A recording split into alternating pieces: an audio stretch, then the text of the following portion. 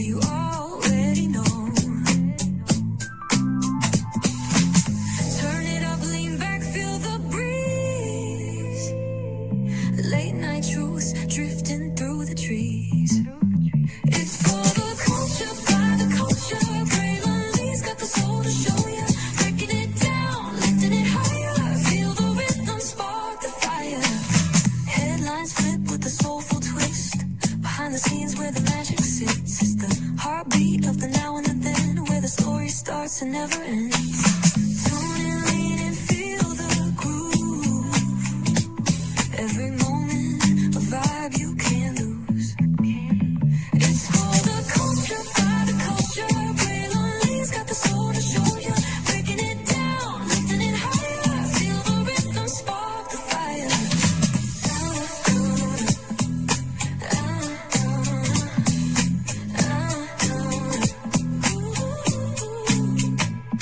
Hear the whispers in the city's hum. Echoes of stories where we're from. A beat, a step, a voice so clear. The pulse of us, it's all right here. We got soul, we got flavor.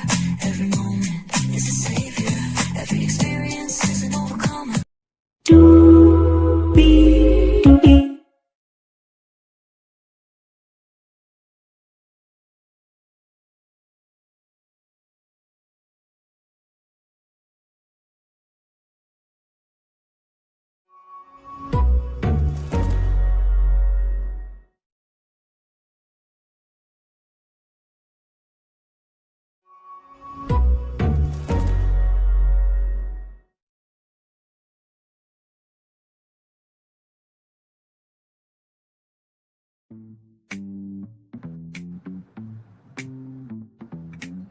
Well, hello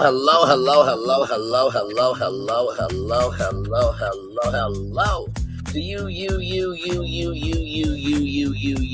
and you. Welcome into another edition of Brainley's Virtual Tour Live. We are live on tour. We are live on tour. We are live on tour. We are live on tour. Glad to have all of you here once again.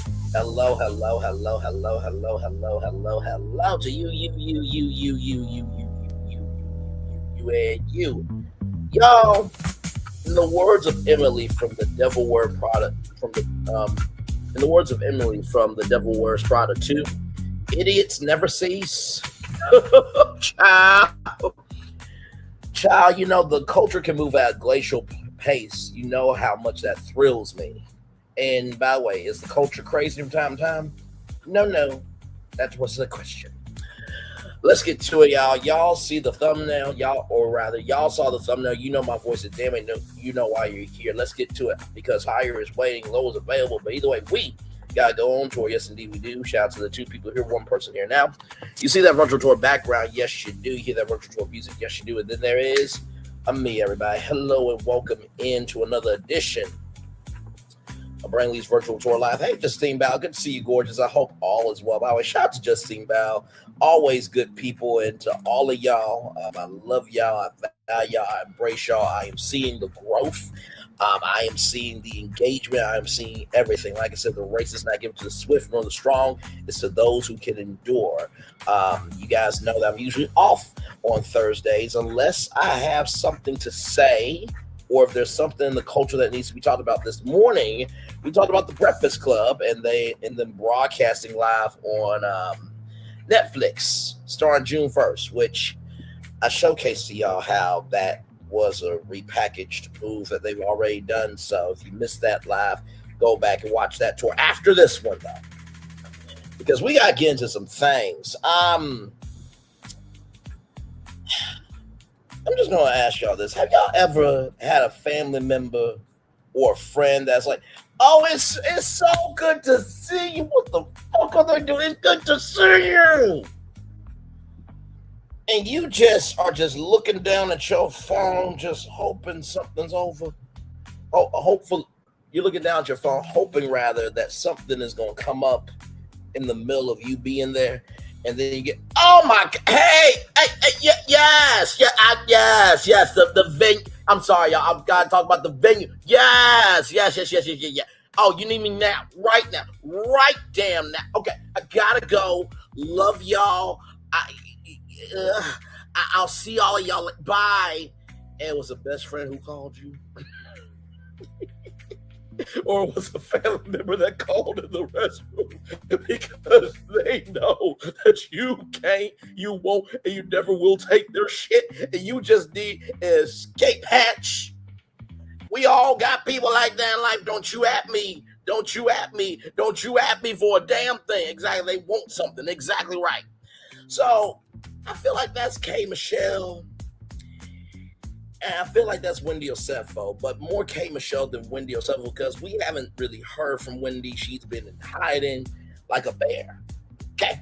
All right. So let's get to this because when I saw this, I'm like, I know this was not admitted. Because here's the thing. If a grown-ass man were to admit this, oh my God, right? And we know that Neo's in a polyamorous relationship and Nick Cannon's got his thing going on and Future got his thing going on. So, men have done it. But with K Michelle, let's get into it. Oh, God, like I said, I review Housewives for y'all. Just know that, okay? So here we go from MediaTakeout.com, child. Here we go. K Michelle allows husband to cheat, but she gives him rules, details. Here we go. No bags for side chicks.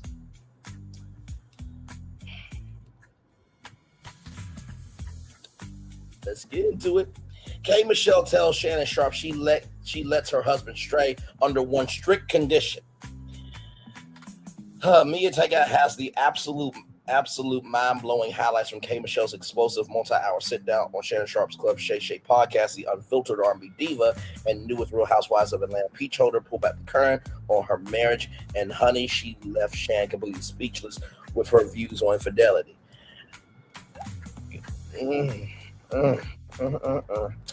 While most wives are checking cell phones and hiring private investigators, not every wife is doing that. Some women actually were responsible for the man that they chose, and that man actually gave a damn fucking a shit about the one that he chose, right? So not all men and women are cheating, okay? Not everybody's checking cell phones and hiring private investigators and losing their mind. You make a choice to be in heaven, to be in the heaven you want or the hell you want to be in. Let's stop this shit. K Michelle casually admits she does not mind if her husband steps out of their marriage to sleep with a side piece. Make no mistake, the Swamp Princess had one ironclad, non-negotiable rule. Now, I'm just going to say, Swamp Talk Louisiana chick be like, who the fuck you talking about? By the way, Swamp Talk Louisiana chick, I hope you're well. I love you. I value you. I think about you every day. Gorgeous sister. Yes, indeed. One of the best people I've met virtually. Definitely when I get out, I definitely want to make sure that she is taken care of, along with some other people that deserve it. Let's continue on. The golden rule: protect the coins or the coins. The words of Tamar Esteem Braxton, which, by the way, K Michelle talked about. Tamar as well wants to do a versus. It's like, my Lord Jesus. If I'm K Michelle and Tamar Braxton, let's just capitalize on this. Go on tour together, make boatloads of money. Because we saw what happened with Brandy and Monica. They went on tour, and both of them elevate to higher levels than we could all think, because Brandy and Monica are legends. Okay? They will have chapters, right? While other people will be mentioning chapters. Let's continue on. K Michelle made it clear to Shay that while her husband can share his body, he better not be sharing her lifestyle or their bank accounts.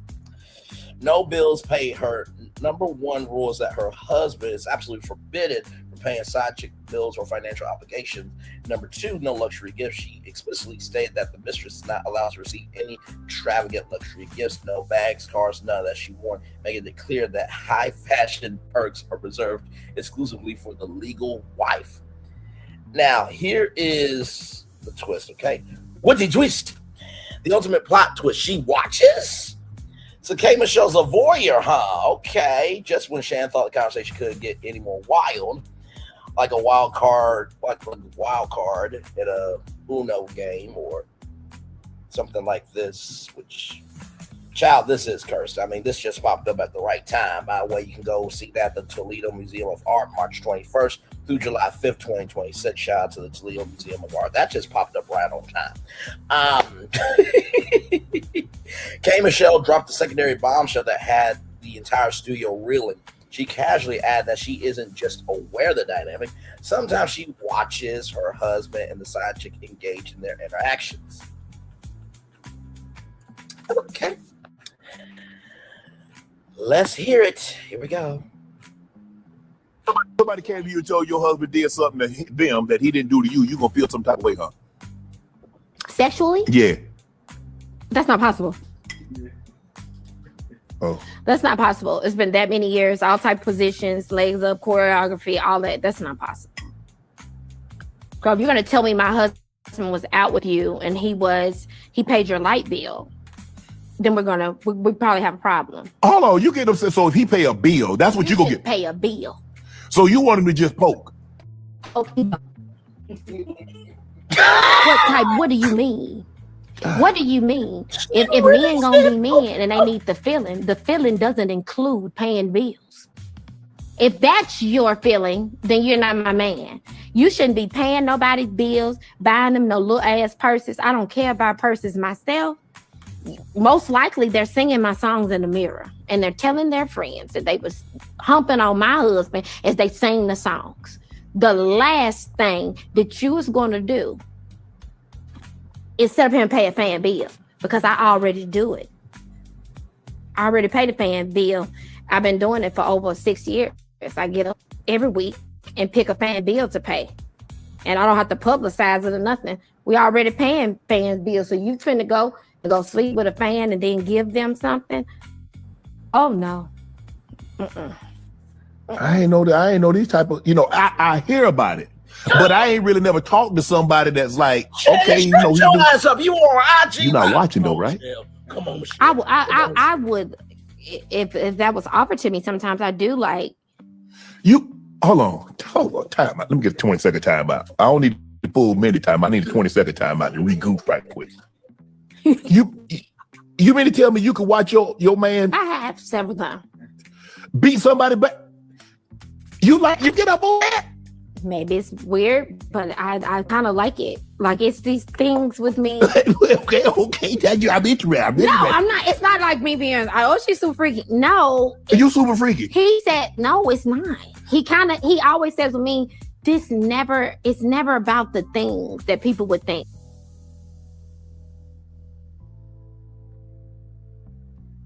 Let's continue on. Whether it's a control tactic, an unconventional marital arrangement, or just K. Michelle being the most transparent woman in reality television history. Okay, well. Most transparent woman in reality television history. The most transparent woman in reality television history. Okay. She proved that her household operates under a completely different set of rules. The internet reacts as expected. Clips from the Club Shay Shay episode are spread like wildfire across TikTok and Twitter. Fans are completely split down the middle. Half the internet is praising her for setting realistic financial boundaries. In a messy industry, while the other half is utterly bewildered, I'm flabbergasted, okay, by her willingness to watch the extracurricular activities. One thing is for sure, K. Michelle knows exactly how to keep her name trending. Is K. Michelle's no luxury gifts for side chick policy a genius way to protect her assets, or has she completely lost her mind? Let us know in the comments. Okay, so a couple of things.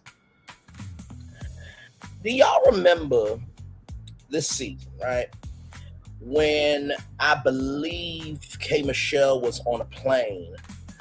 I think it was the girls' trip, right? And they were all talking about, husbands being on social media stuff. And she said, well, I'm glad my husband isn't on social media, but sometimes I want him on social media just so I can see something. Y'all remember that? That comment came to my brain before I got on tour with all of you, because I'm like, wait a minute. With this, it goes against what you said. Then she was on Queen's Court on Bravo. Y'all remember Queen's Court? We reviewed that show. And K. Michelle was on that, and she was trying to find a husband. Now, we learn that K. Michelle and her husband have been, lifelong friends, since the 9th grade, all that stuff, and they've been off and on and stuff. I'm gonna just say this right now. I feel like maybe K. Michelle should leave after this season. I'm gonna tell you why. Because K. Michelle actually has a legitimate career, okay? Number two, the more that she is out here, the more her social capital is diminishing, right? And number three, and far be it from me to give an opinion, but since we're here, if he is allowed to cheat, right, and you're allowed to cheat, when y'all have sex with each other, 1 + 1 = 2. Do you not know that y'all could be spreading STDs to each other? Like, I know that's really gross to think about, but we just gotta go there for this. Okay, hey Linnell, still good to see you, my friend. We just gotta go there with this. So you allow your husband to cheat, which obviously means you cheat as well. And also, too, let's not forget, she loves sleeping with a chocolate woman. Nothing wrong with that. Chocolate women are beautiful. And K. Michelle said that she only sleeps with chocolate women when it's a holiday. And so there are fans at her concerts that say, it's a holiday coming up, right? So I'm just like, so are you married just for surface sake? For the commitment of the show? Like, is this another Kenya Moore and Walter situation?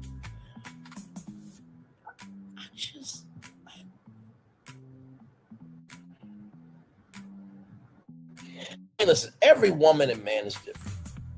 I just know, just like this Megan Thee Stallion Klay Thompson situation when everybody was saying, oh, they're dragging Klay and this, that, and third. It's like, bruh, if a woman came to a man and said, and I quote, I don't know if I can be monogamous with you, do you not think that man's going to feel away or no?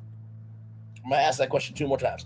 If a woman came to a man, her man, and said, I don't know if I can be monogamous with you after 1 full year dating, after, introducing you to the family, this, that, and the third, do you feel like that man's going to feel away? Yes or no? One more time. Do you feel that if a woman went to a man and said, I don't know if I can be monogamous with you, we're talking about principle, you don't think that man's not going to feel away? K. Michelle, I just can we please get to the fucking reunion so this show can be over? God, Jesus, be a fence. You know what I need right now? I need a 20-piece hot barbecue order wings from Buffalo Wild Wings. I need 2 burgers from Buffalo Wild Wings. And I need a BBW that tastes like peach cobbler with strawberries in it as dessert. That's what I need right now. Because why are we doing this? Just to exist on television. I don't get it. Like I said in my description box, if I had their money and their resources, go to work, come home, be where you need to be, don't be where you don't need to be, and get your bags.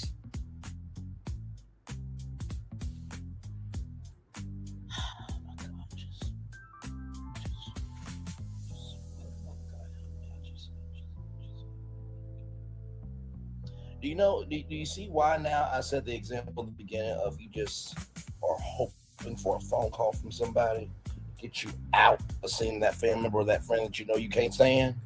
This is that situation. Like, what? And not to mention on top of that, and I can't believe you making me defend Portia Williams. I can't can't believe this heifer K Michelle is making me defend Portia Williams. That was a random ass comment. Not you, Nelson. Move on.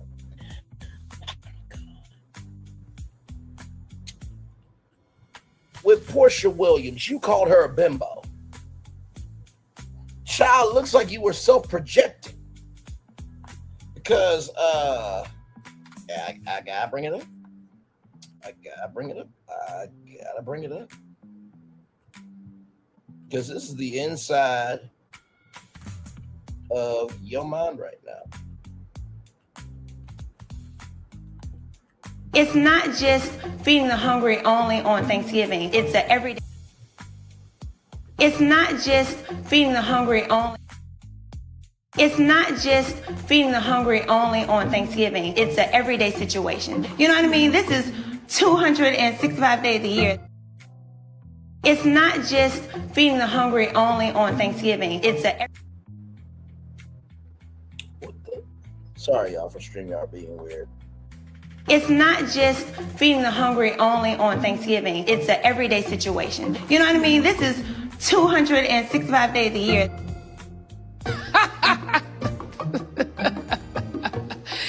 That is funny. 265 days? Where the hell that bitch live at? It's not just feeding the hungry only on Thanksgiving. It's an everyday situation. You know what I mean? This is 265 days a year.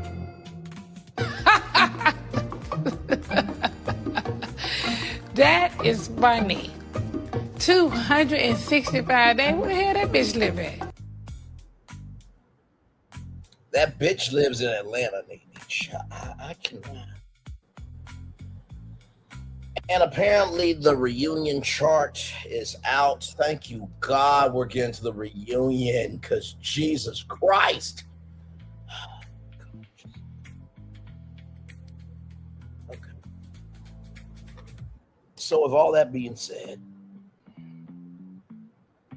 shall we get to Wendy Osefo? Because I can't do too much more K Michelle, y'all.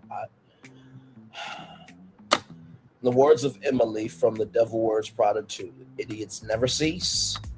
Let's continue on, y'all. So shout out to WeGo Podcast, right? She has been on the ground. I believe one other woman has also been reported as well. But we have learned the trial dates for the insurance fraud trial. So this is going to be set next year in 2027. Shout out to the Baltimore Banner. Real Housewives of Potomac Stars insurance fraud trial set for 2027. So the insurance fraud trial of Real Housewives of Potomac star Wendy Osefo and husband Edward A. Osefo has been scheduled January 25th through 29th. So 25th, 26th, 27th, 28th, 29th. So 5 days, right? The couple appeared with their lawyers in Carroll County Circuit Court on Wednesday afternoon for a status conference that set the 2027 dates for the joint trial. It lasted just minutes. The Carroll County grand jury indicted the Osefos in October, charging the couple with 7 counts. 7 counts of insurance fraud, 8 counts of conspiracy to commit insurance fraud, and 1 count of making a false statement to a police officer. The charges stem from a report burglary of the Osefos' home in Finksburg on April 7th, 2024. The couple told a sheriff's deputy that the thieves stole $450,000 worth of designer handbags and jewelry while they were on vacation in Jamaica. The couple later submitted claims to 3 separate insurance companies. Deputies later determined that the items were returned to stores for refunds before the alleged burglary. The prosecutor wrote in court records. The Osefos were arrested on October 9th, 2025, and released after posting $50,000 bonds. It was scary when Osefo said on an episode of Bravo's Real Housewives of Potomac about her night in jail, you completely lose your autonomy. Prosecutors previously painted a picture of a couple in financial straits. In December, prosecutor Melissa Hawkinsmith told a Carroll County Circuit Court judge that the Osefos have very little money. Investigators Hawkinsmith said found 67 credit and debit cards inside 4 different luxury wallets, including a Chanel wallet that was previously reported stolen. Jeremy Ulrich, Wendy Osefo's attorney, pushed back on the prosecution's findings at the time, saying there was no evidence that the Osefos are in financial distress. Judge Richard R. Tyus-Layer ruled in the state's favor, allowing subpoenas for 8 years in the couple's personal and business financial records. Now, of course, you remember that there was Pam Oliver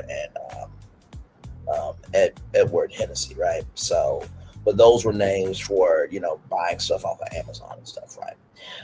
Let's see here. A Bravo crew of roughly a dozen were on hand Wednesday to capture the couple's arrival and departure from the courthouse via a black Cadillac Escalade. Wendy Osefo wearing a yellow pantsuit, a Christian Louboutin heels, and Osefo wearing a suit and a Burberry tie, confirmed to Judge Maria Austere Richard that they still reside in Carroll County. After the meeting, Joe Murpha, an attorney for Eddie Osefo, declined to comment on the case. Wendy Osefo, a former Johns Hopkins assistant professor known as Dr. Wendy to Bravo viewers, joined the popular reality television shows cast in season 5, which aired in 2020, and has been a regular cast member since the 10th and latest season concluded in March. Osefo says she was absolutely terrified of the fraud charges on a Real Housewives of Potomac reunion episode that aired earlier this year. Banner reports Ellie Wolfe and Justin Finchen contribute to the story. So, of course, we know that they are going to be following this trial, and I am sure, like I said, YouTube will be court TV, so we'll be here covering it. I remember when I did the Diddy trial, and this was on top of all the other shows I was doing, right? So I did a daily show, right, every day at 6:00. So I would take NBC News because they had the greatest summary of everything, and then I added some dynamic video, gave you my commentary, and then that was it because it was just a recap show.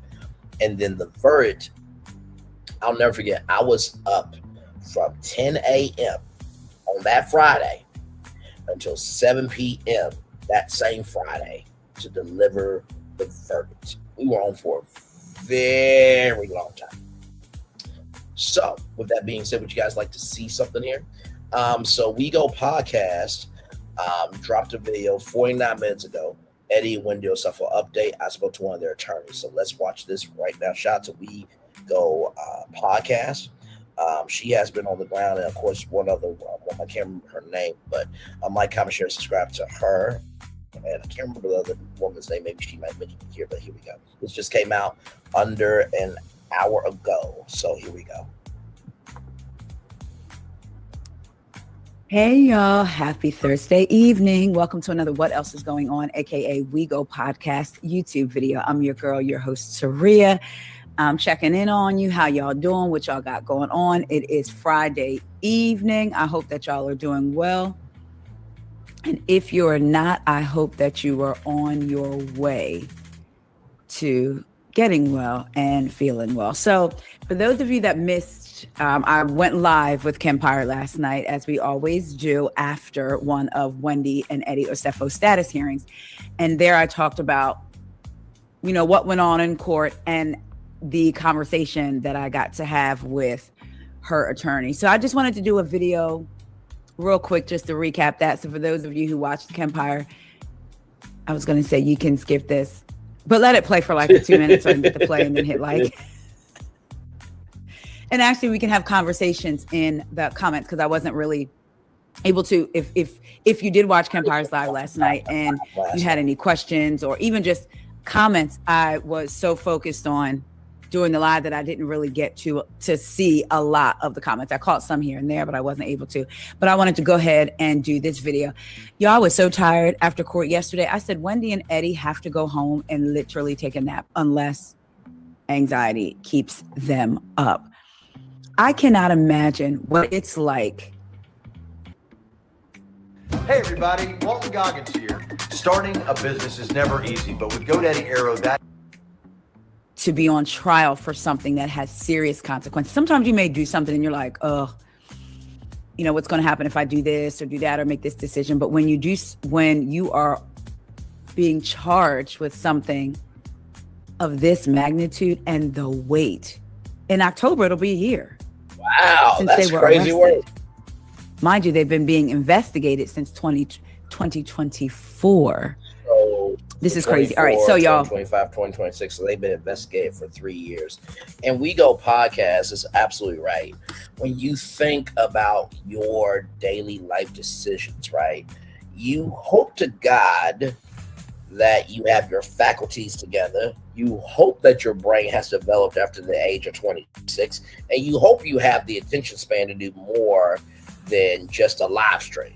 Now, some people have said out loud that they don't have the attention span to handle a live stream, but hopefully they'll have the attention span to do other things in life. But then again, some people were born with intelligence and others were born with being stupid. That's neither here nor there.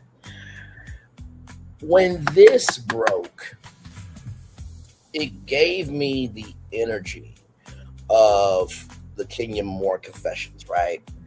For those of you who do not remember that time, I believe that was Sweet 16, season 16. And we all know what happened with Kim Moore, that was across the street. And she tried to do revenge on Diddy and that whole saga. And I was one of the content creators. I think I was the only content creator actually like keeping up with the Kenya Moore thing. And I just was looking on Facebook, which, you know, Facebook still matters everybody. So I was looking on Facebook, right? And I saw this flyer.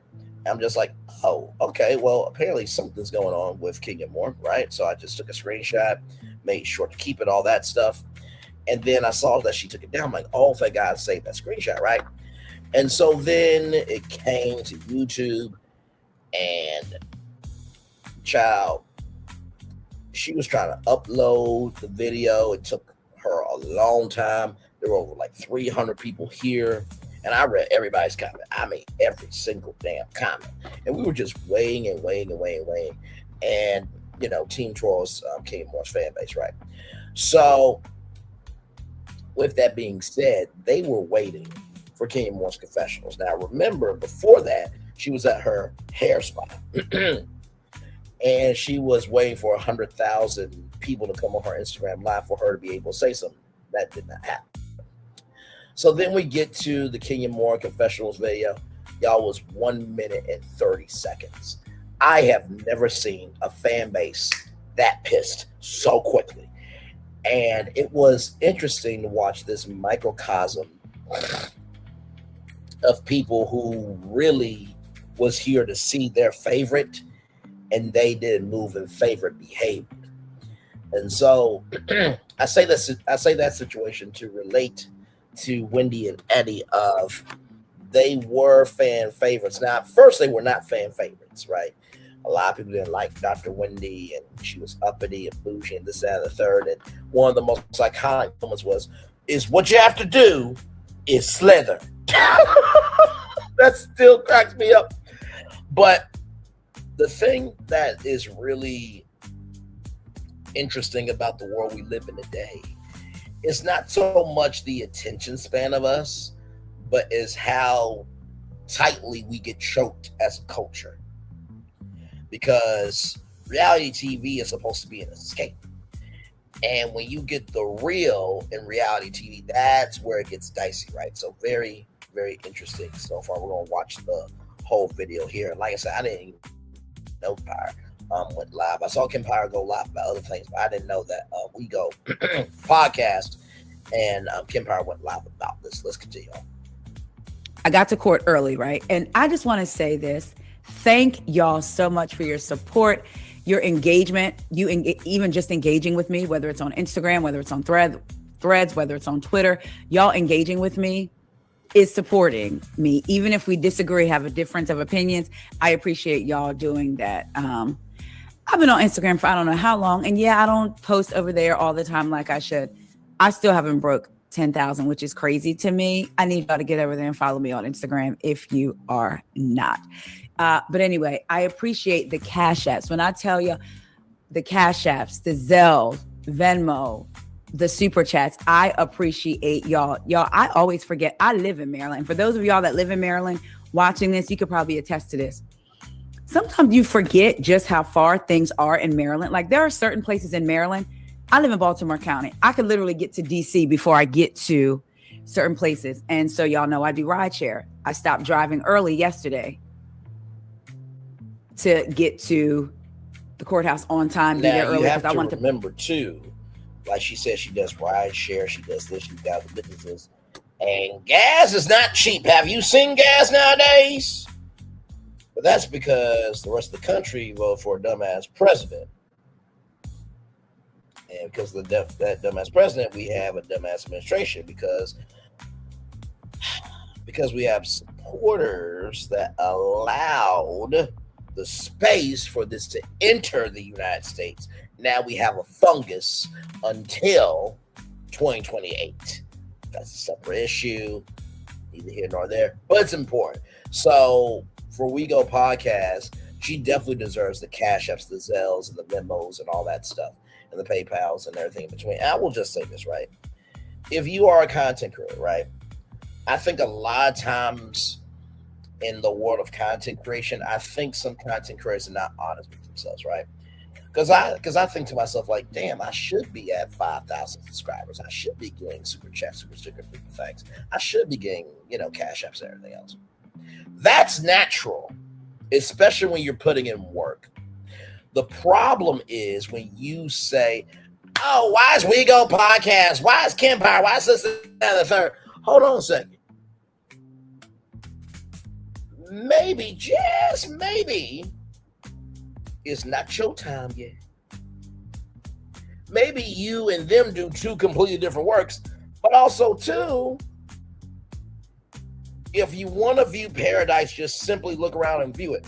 Right now, we're at 3,452 subscribers and over 1 million views off of being original, off of having a independent mindset and being about the business, right? I think sometimes the reasons why people don't ever get to their rise is because they're more about being in their demise of where they're not. Just keeping it a buck. My mom has always said, no one's better than you. You are no better than anybody else, right? It takes many people to make the world go around. And when it comes to content creation, I will say this is probably the hardest thing I've done in my media career. And I only say that because I've done radio, I've done TV. But with radio, you can go commercial break. You can go audio break. We'll be back right after this. Close the mic, all that stuff. With TV, you can put up a visual break. With content creation, when you make a mistake, everybody sees it. Even if you take it down. You know what I mean? So the fact that you, I, or any of us who are actually content creators, because there are some people that are just one-trick ponies and they ain't got nothing else going on in real life, so they're all washed up in virtually, right? If that ain't you, don't pick up that bullet. Okay? All right, moving on. But with that being said, I feel like if we could just recognize that supporting somebody doesn't just have to be money. Like this right now is supporting. Me streaming her video is actually showcasing support, because the more that people know about her and the more that her social capital rises, my social capital rises. And when you quit looking at everybody else as a problem and start looking at everybody as a solution, you'll be a lot farther. And it's sad that a 31-year-old has more common sense than 50 and 60-year-olds talking about Carissa Shields, Krishan Rock, and Remy Ma. You can't talk about nothing else. But you know what's interesting? If you see anybody starting to talk about anything else, just know that they're dried up in what they're talking about. Because somebody said, I gotta wait for something to die down. No, if you're a real content creator, you ain't gotta wait for nothing to die down to rise in order to talk. Maybe you have nothing valuable to say because you don't see yourself as valuable. Oh! Let's continue on. To park right in front of the building. Y'all be forgetting how long that drive is. There's a place called Owings Mills. For those of y'all that live in Maryland, you probably know it's like almost towards like, it's like on 695. You have to take that exit to get to Carroll County. You still got another 22 minutes. And Owings Mills is like 40 minutes from my house. it was like at one point I said, this seemed like they moved the courthouse because I'm still driving. But anyway, I thank y'all for y'all support, whether it's for lunch, for coffee, for gas, for anything. I don't take it for granted. Listen, in today's economy, whether you got it, even if you got it to spare, or you don't and say, well, I'm going to do a little, shoot her a little over here. I appreciate it because you could be doing so many other things with your money. I mean, Starbucks is like $10. Well, maybe not. I don't drink Starbucks, but it's a lot of money. Listen, even Dunkin' is raising their prices. So I appreciate y'all. So I'm driving there. I get there super early. I got my heels in my bag. You know, I want to put on my earrings, my little lip gloss, just a little bit of MAC lip gloss, you know, just do whatever. So I'm sitting there, y'all. I got there at like 12. I love GoodRx because it has saved my dog's life. He's on 21 pills a day. In addition to saving on that one medication, I'm saving hundreds on the other medications. I don't know what I would do without GoodRx. 20. First of all, can we just pause for a second? That a dog has to take 21 prescriptions per day. Do you not know that there are human beings that take that many prescriptions just to live? That is crazy. That is crazy. That is crazy work. Let's continue on. 20, right? Because y'all, I felt like I had bubble guts, and it's not even me on trial. Do any of y'all get that like secondhand for somebody? It's not even me. And I was like so nervous for them, like what's going to happen today, what's going on. So I can't imagine how they felt. So I went to the Wendy's to use the bathroom down the street. And then I went back. Well, I went there first and I came to the courthouse, got my park. Your girl is from Jersey and had to parallel park French fry on her driving test. Don't knock it I whip that. I can parallel park. Every once in a while I do it just to keep in practice. Anyway, so I parallel park, pay for the parking meter. I do 3 hours, $1.95. Okay, 3 hours. And I'm looking and I see a guy with like, it looked to me like a long lens camera.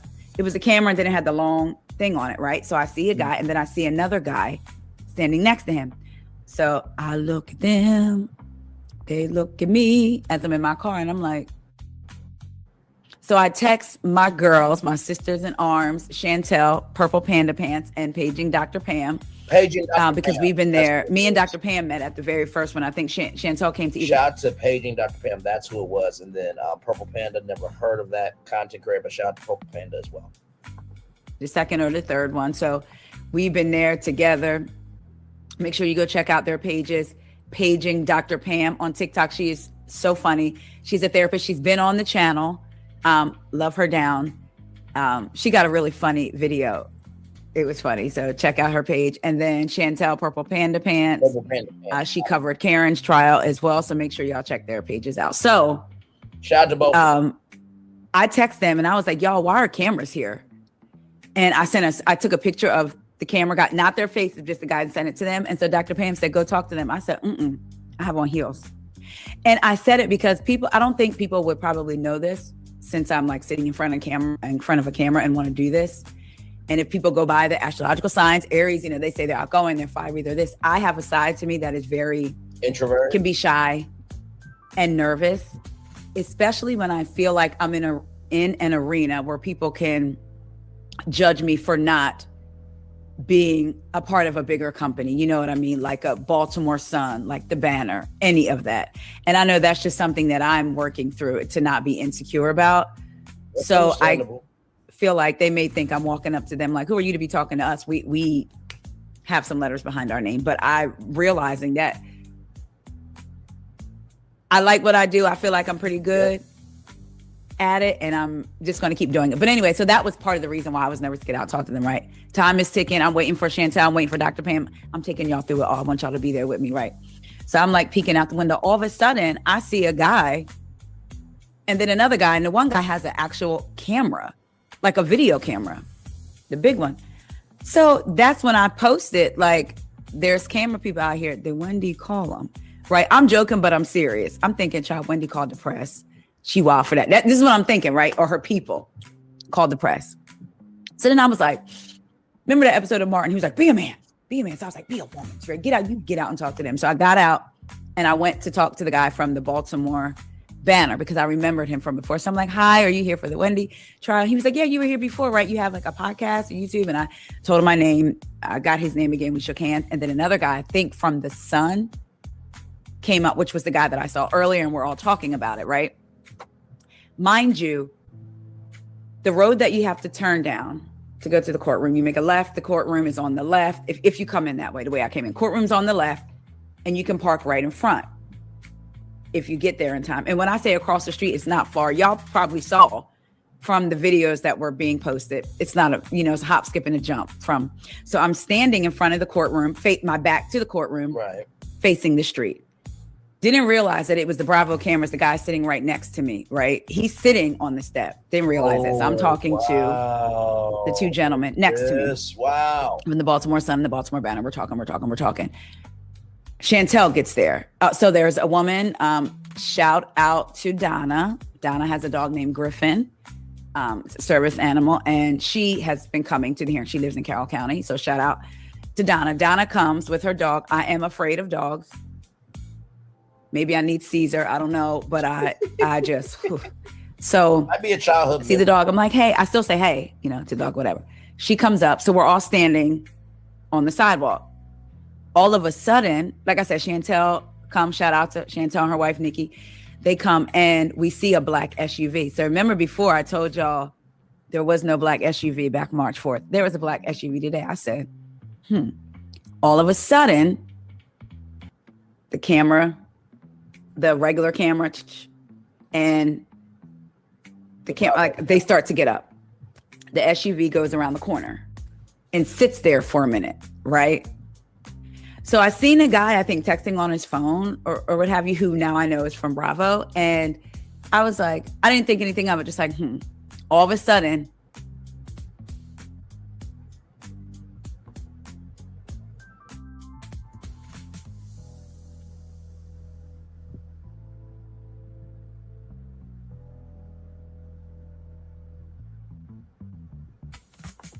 Now I want to pause it. The van, for a minute. The SUV truck pulls back around. Now I want to pause it here for a minute.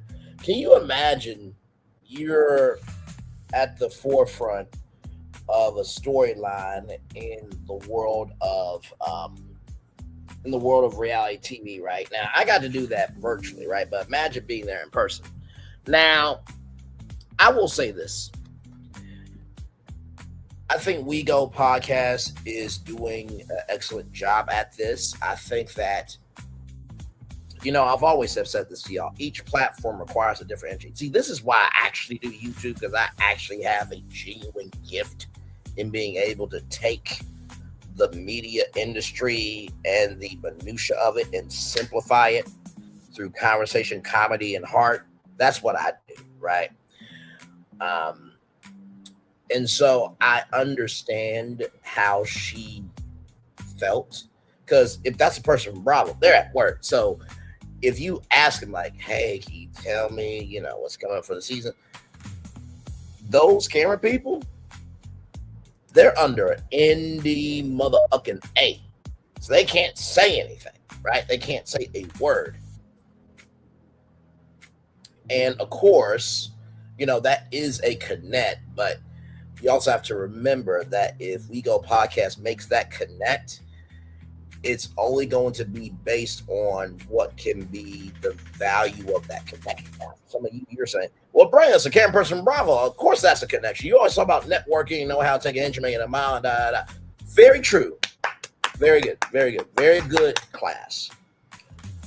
But you probably can only use that contact for the basis of what's going on with this for now with that contact. So, hey, I'm going to be at the courthouse so-and-so. What time you're going to be there? That's the closest that WeGo could probably use that contact. But then as the season is going, right, she could probably call that camera person, get her connects at Bravo, and then go up from there. It's a very real plan that can happen. And guess what? If I'm Bravo, whoever is there, tape their commentary of what they believe and then make that a digital episode on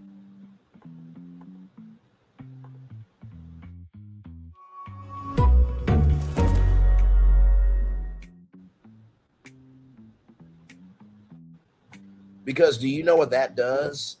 That extends the experience for the fans, right? There's nothing like seeing somebody that you know virtually who is putting in the work, who is about their purpose, and who really does have what it takes to be about this thing, not just be a emperor with no clothes. Child, let's roll on the corner. And then the cameraman gets up, and then the video guy gets up. The video guy's like almost in the road, like with the video, like, look, like this, the camera, y'all, the video camera, like this on his shoulder, right? So I'm like, what's going on? Yeah, this is where I said it's so funny, and I'm gonna take it as a sign to me. By the way, y'all, let me tell you something. I've seen those steady cams on the shoulder. You gotta have some strength for that. And also, do they have like the body cams? You gotta have some weight. You know what I mean? So anytime when you saw the Sherri Shepherd show, and by the way, shout out to Sherri Shepherd, her last show was today. Shout out to her, 4 seasons on TV. That's longer than most people. And congratulations to you, and God bless you on your journey. I think she's doing a K-drama next, and Sherri Shepherd will be fine, child. When one chapter closes, another one begins, right? But I say that because when you see the Sherri Shepherd, when you saw the Sherri Shepherd intro, you saw like the wraparound, that's like the jib cam. And then you saw like the guy with the camera on his chest with the camera on his shoulder. That's like the roving camera. So just wanted to add some context, conjecture, connection to that. Okay, let's keep going. And I'm gonna drop this nugget for y'all. So I was standing on the sidewalk with everyone else, right? Because again, there's a part of me that's also feels weird doing it. But I was like, if I was with ABC News or a news station, I wouldn't feel weird. So why are you feeling weird now? Right. So I'm on the sidewalk like this, y'all, right? And then something said, go up the steps to where the courthouse doors are. So I said, I'm gonna go up the steps. I go up the steps thinking I'll have a perfect shot of them coming up the steps this way, but I'm off to the side. So I go up the steps, but like, here's the building. So I go up the steps and go off to the side, thinking they're gonna come right up the steps. Why did y'all saw the video I posted, come around the ramp, which gave me the perfect shot of them. And in that moment, I thought to myself, I said, it's so funny. I thought that I should be standing down there with everybody else. And when I went up by myself, I was a little nervous. I don't know why. I was a little nervous to go up there by myself and be videoing. Sometimes you think you are not in the right place, but stay where you are. And it's going to come right to you. Because when I tell you, I felt like they were walking straight towards me, y'all. So I had the perfect shot, but then I also got nervous. Child butt cheeks got tight. I'm like, I got this camera and they walking straight towards me. Right. I was like, so then I cut the video off before they just walked in the door, right? So they walk in. I didn't stay out anymore. Mind you, again, I didn't realize they were the Bravo cameras. I just thought they were from another outlet or whatever. So they go in. I give them a couple seconds because I didn't want to be right up on them, right? So then I go into the courtroom too. They've already gone through the metal detector. I go through the metal detector and I go to take the steps. And Donna's like, you're not going to take the elevator? I'm like, nah, because I knew if I had hit it right then, it would have opened and they would have been in there. And yeah, maybe I just, no, maybe next time. So then I walk up the steps. As I'm walking up the steps, I hear a door shut. Boom. It's a conference room. So I know automatically they went into the conference room, right? Frustrated by submitting countless job applications and hearing nothing? First, many with their attorneys. They've done that before. So I go out into a waiting area, the vestibule. So by this time, Chantel ends up coming up. Pam ends up coming up. And then I find out, I heard Donna say, the woman with the dog, I heard her say something about Bravo. I didn't pay no attention. What she was saying was those cameras were for Bravo. And I was like, oh, I had no clue. Again, I thought it was with an outlet. So we're all sitting around waiting, right? Waiting for court to start. It's supposed to start at 1:00. Normally they pretty much start on time. So we're waiting. The little guy comes out. Now, y'all know we had to make friends with the bailiff last time. Listen, we're gonna be here. We don't want no tension. We ain't gonna break no rules in your courtroom. I promise you. It was a different guy. He comes out. He says, hey, I just want to let you guys know, no phones in the courtroom. And I said, oh, listen, we know the deal. You ain't gonna get no trouble out of us. So for those of you who do not remember this last time, weigo podcast, and I believe paging Dr. Pam, not Purple Pants Panda, because I don't believe she was there the first time, but I do remember paging Dr. Pam and weigo podcast. They had phones, and the judge like scowled and scolded them like, I don't know who had phones in this courtroom, but apparently some footage got out. Now, I ain't saying who did it, but for future reference, don't do that in my courtroom.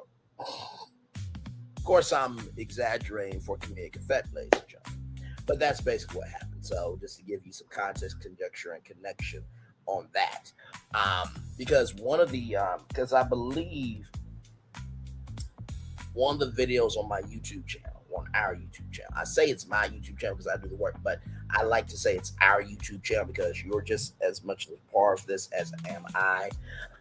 But there was a live stream of Empire and weigo podcast talking about Wendy, all that stuff. I was watching it live, right? And Empire said he was going to upload it and everything else. I'm just like, right, just go in and just edit and just upload it. So I uploaded it before Empire did. It's still on the channel. You can go watch it, but weigo podcast gave a lot of detail in that Instagram live. But let's continue on. We want to follow the rules. We didn't know last time. You will have no trouble out of us. And he was like, I understand. He said, because if the judge tells me if she sees it and tells me to take it, I have to take it. And I don't want to be the bad guy. I said, no, you're just doing your job. Like Diddy said, you better be on your job. No, I said, you just doing your job. I get it. I said, it's going to go right here. And I have my purse. So Dr. Pam comes up. I think, I said Dr. Pam is up there by the time. So we're just kind of all waiting around, right? And then the prosecutor comes up. Very friendly woman. Prosecutor comes up, sees Donna's dog. I said, Donna thinks she's slick. Donna, if you watching, she be bringing that dog. She gets the conversation, right?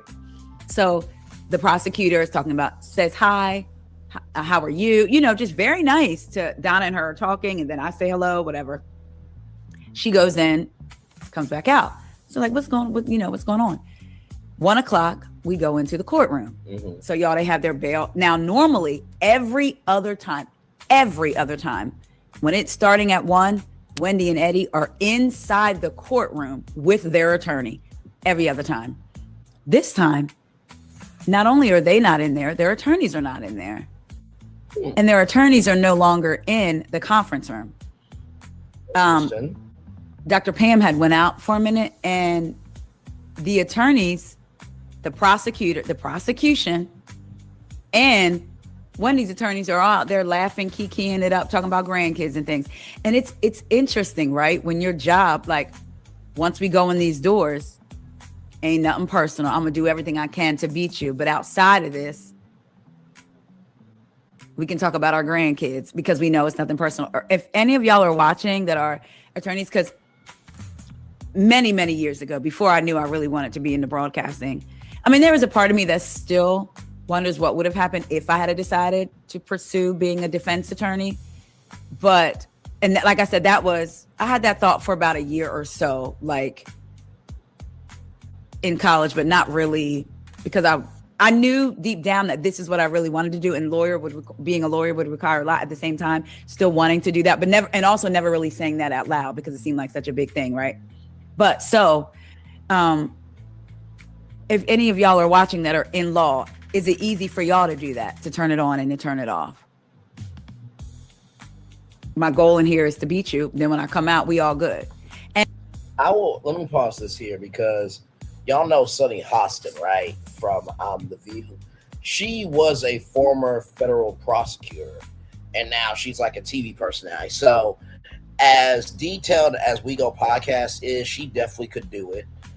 It's never too late. As long as you're above the ground to make change on the ground, you can still go after it.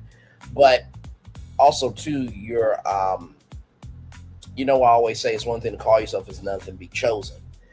And there's a few times in life where what you've been chosen to do and what you want to call yourself to do collides, right? So I think she found her sweet spot. And not to mention too, like, do you not know, like, during the Diddy trial, how many content creators, got the opportunity to showcase their energy on the trial in media? So I do think the creator economy is expanding to showcase that, hey, guess what? Content creators can be experts at things, right? We talked about the Oscars coming to YouTube. For those of you who don't know, 2028 will be the 100th Oscars on ABC. But after that, 2029, the Oscars will be here on YouTube. The best way that they should do the Oscars is get the fashion content creators to cover the fashion. Get the cinephiles to cover the films. Get the pop culture people like myself to be able to capture the energy of the event, right? Get the people who study Hollywood, the reporters of Hollywood, get those commentators and that, because if you try to do the Oscars based on Mr. Beast and Lance Koshy and all these popular people to just make the Oscars, it's going to fall flat on its face. So, shout out to WeGo Podcast, doing an excellent job. Let's continue on. Hey, some people, welcome in. Glad to have you here. We are watching WeGo Podcast. She dropped a new video about under an hour ago.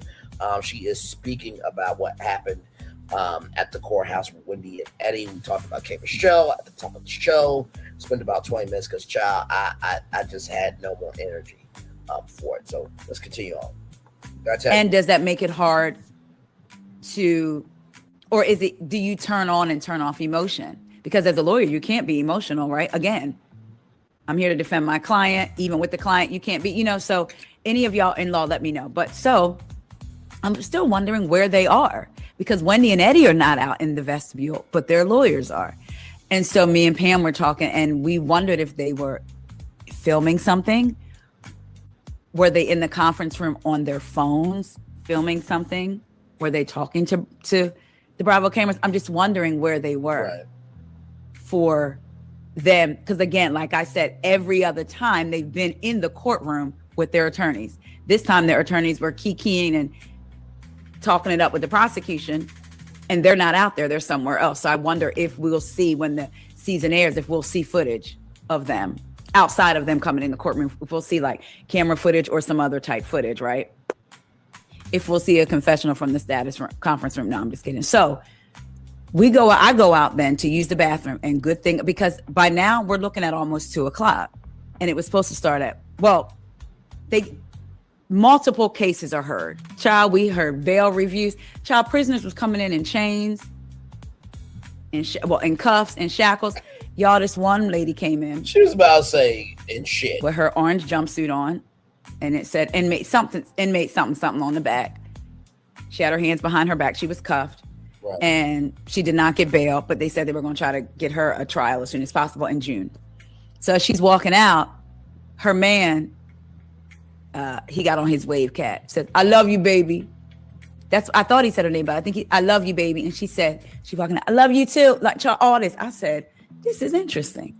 But so she walks out. So I get out, and as I'm getting up to go out to use the bathroom or to go out and see what's going on, another inmate walks in. He is shackled on his feet and hands behind the back. Right. So we go out. I use the bathroom. I come out. All of a sudden, it's like you hear heels. Here come Wendy, Eddie, and their attorneys. So we all walking in at the same time into the courtroom. So we sit down. They said it was going to be quick. Y'all paid $1.95 for parking for their status hearing to last about not even 5 minutes. But you just never know, right? So they get up there. Websites your competitors don't want you to know, part 2. All you do is go to this website, and it lets you find out exactly.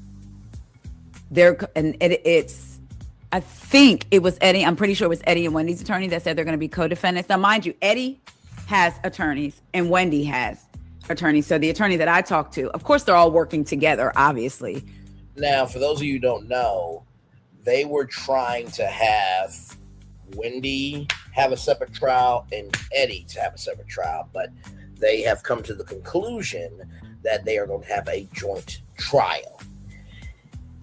And I can bet you the reason why they probably have a joint trial is because, one, y'all both live in the same house.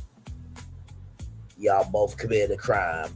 Not to mention, two, that would stretch out the scheduling because we got to schedule Wendy's trial, then schedule Eddie's trial, then schedule witnesses, schedule the experts, and, you know, just, it would have been a mashugana of a catastrophe. So that's probably why they are doing a joint trial. Hey, six people, welcome in. Glad to have you here. We are live on tour, a bonus tour. You got two bonus tours. One this morning talking about the Breakfast Club, broadcasting live on Netflix starting June 1st, which, child, it's not that big of a deal because they were live on remote TV.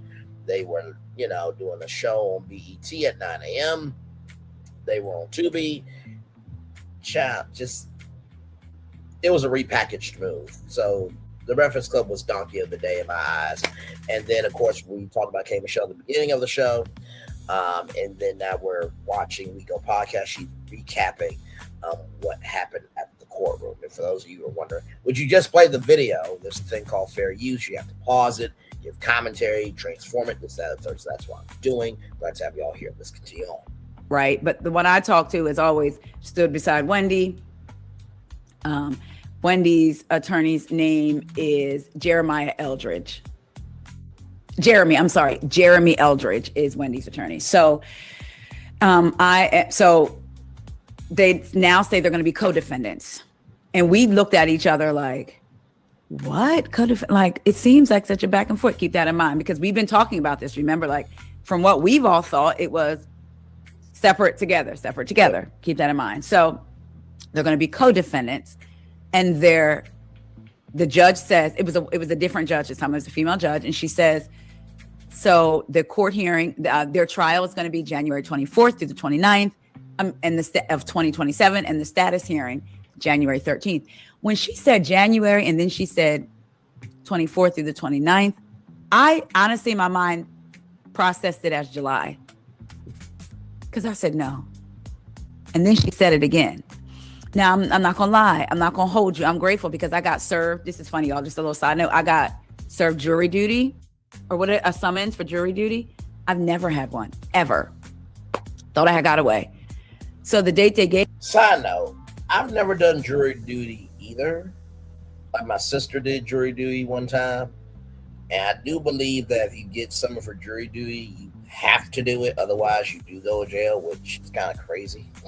Because you should be able to opt out, but you'll be able to opt out based on if there's conflict of interest and stuff like that. But never had jury duty, as a side note.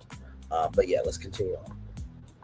Gave me, I was like, it was in April, the week of my birthday. I could have done it. I said, no, I ain't doing that. So I rescheduled. I forgot not to pick a Wednesday, right? Because I know Wendy and Eddie's trials are on Wednesdays, and I need to be available to be the boots on the ground for y'all, okay? So I picked a date in July. I realized it was a Wednesday. I said, oh my gosh, I'm not going to be able to reschedule. If it's on that day, I'm just not going to go. And then the next day I'll go and be like, oh, I forgot. Why? There was one of the cases that came before Wendy and Eddie was a man that didn't report for jury duty, but he did it like 3 or 4 times, but he got off good. He didn't get jail time or anything. And I was like, oh, if all I got to do is write a letter, I'll be fine. So my brain processed it as July. Child, it's January. It will be after a year. Because remember, they got charged in October.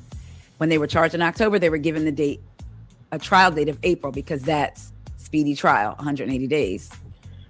The thing with that is like, I'm with weigo podcast, May, June, July. That's 3 months. Like, we're kind of ready for it now.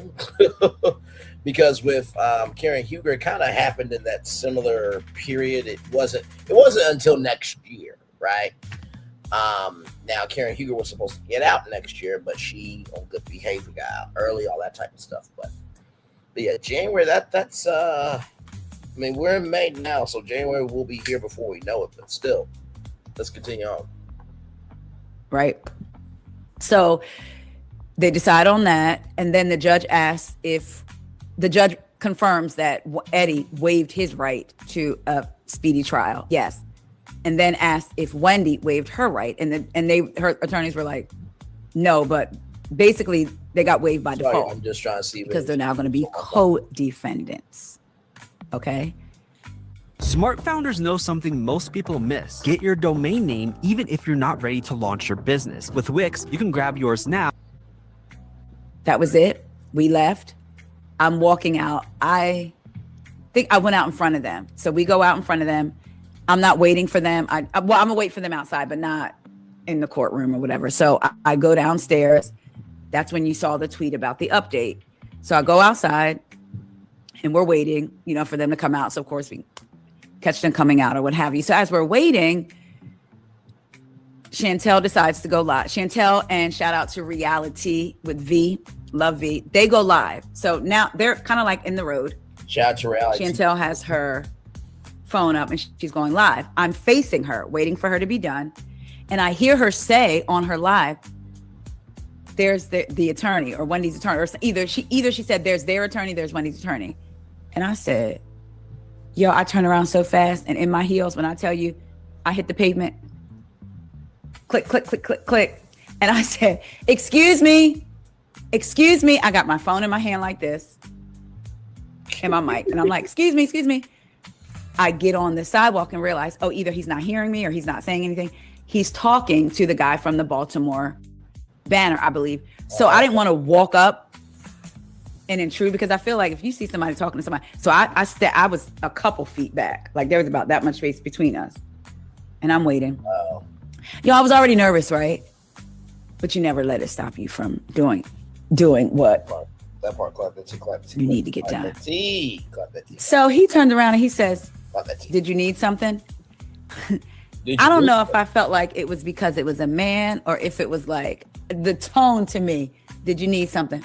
I said, I ain't nervous no more. But I really was. I said, yes, I would like to ask you a couple questions. I know you can't talk case specifics. So I had my phone, like I had it on the camera ready to record. And he says, are we recording? And I said, I cannot if you'd rather not. He said, I'd rather not. And I said, okay, no problem. Again, it wasn't recording anyway. So I just closed the screen and he goes, Maryland is a two-party consent state. So I said, okay. And I went to ask him a question. I said, let me go back. Thank you for the reminder. Because look, I was getting ready to record. And then if I had a public, you know what I'm saying? Like, hey, so I'm learning in this process. That's something I would have not thought of. Which is why, some people say they don't, if you're already out here doing something, whether it's this or something else, you don't need schooling. I also see the benefit of being in the classroom because there's things that you won't know unless you're in the classroom or unless you learn them while you're doing it. And sometimes if you make a mistake, it can be costly, right? So I appreciated him for saying we're two-party consent. Did you hear that, Milagro-grams? Did you hear that? Sometimes it's important to learn things. Did you hear that? Did you hear that? Did you hear that, Milagro-grams? It's important to learn shit. Did you hear that, you fucking heifer? Did you hear that shit? You still got the SA lawsuit ongoing, right? That you and Camp Mob Grape 2 Men still got that ongoing, right? You might need to pay attention to know how to take responsibility for the shit you do. Hey, Stream Master, welcome in. Kobe presents Jesus Loves You. Thank you so much for that. All right, y'all, let's continue on. We are live on tour. Like, comment, share, subscribe. I'd like to have all of you here. We're watching a WeGo podcast talking about Eddie and Wendy. We flew through a window. Shout out to Big Hero 6. Eddie and Wendy Osefo update. And WeGo podcast spoke to one of their attorneys. Let's get back to it. State. So the first question I asked him, and at first I felt like he didn't have an attitude or anything, but he's very stern. I like him. There's something about his presence that if I met with him, I feel like I would feel secure for an attorney, right? Because he was very passionate to me when they had that status hearing back in, was it January, I think? Or February, one of those. So I said, this is what I said. Yeah, I said, so that there seems to be, when it comes to Wendy and Eddie being tried together, there seems to be a lot of back and forth, them being tried together, them not being tried together. And he was like, well, there's no back and forth. He said somebody got a hold of some paperwork and made it bigger than what it was. He said when they came in, they immediately were separate. And again, I'm condensing because he did use a lot of legal terms, some of them, and I understood them while he was saying them, but to be able to recount them back to you. So I'm giving you the gist of what he said, because I understood it. So now I just have to disseminate the information. Yep. So basically when they came in, they were going to be separate. That was already going to be that. And he said he always does that. I guess when it's a case where it could be co-defendants, they always do that because they don't know what discovery they're going to get. And as they get more into the discovery phase, then they may decide, oh, we're going to be tried. We're going to try them together, or it makes sense to keep them separate. So I said there was a motion. He said, well, there was no motion filed. But remember, y'all, remember back in the beginning of all this, when an article came out, said that Wendy was filing to not be a co-defendant, right? Correct. There was a motion for them not to be a co-defendant. When that came out, it wasn't any paperwork filed for her to be tried on her own. Because again, when the case initially started, they had already established they were going to be separate.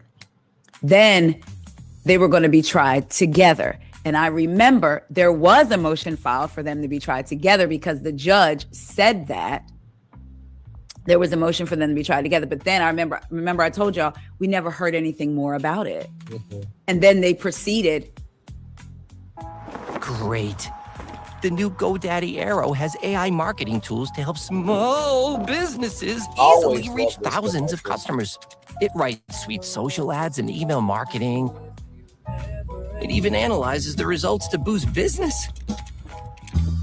I better start up in my game with some sweet new moves. Guess who's back in the disco, moving so cool, so slick like Crisco.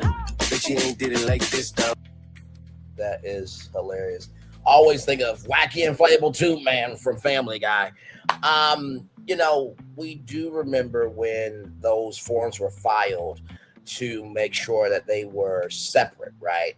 And so to hear that somebody got a hold to some forms that made it bigger than what it was, it's not too surprising. I remember when the Diddy trial happened and there was some information leaked out of the courtroom. Judge Arnsturian was not happy about it.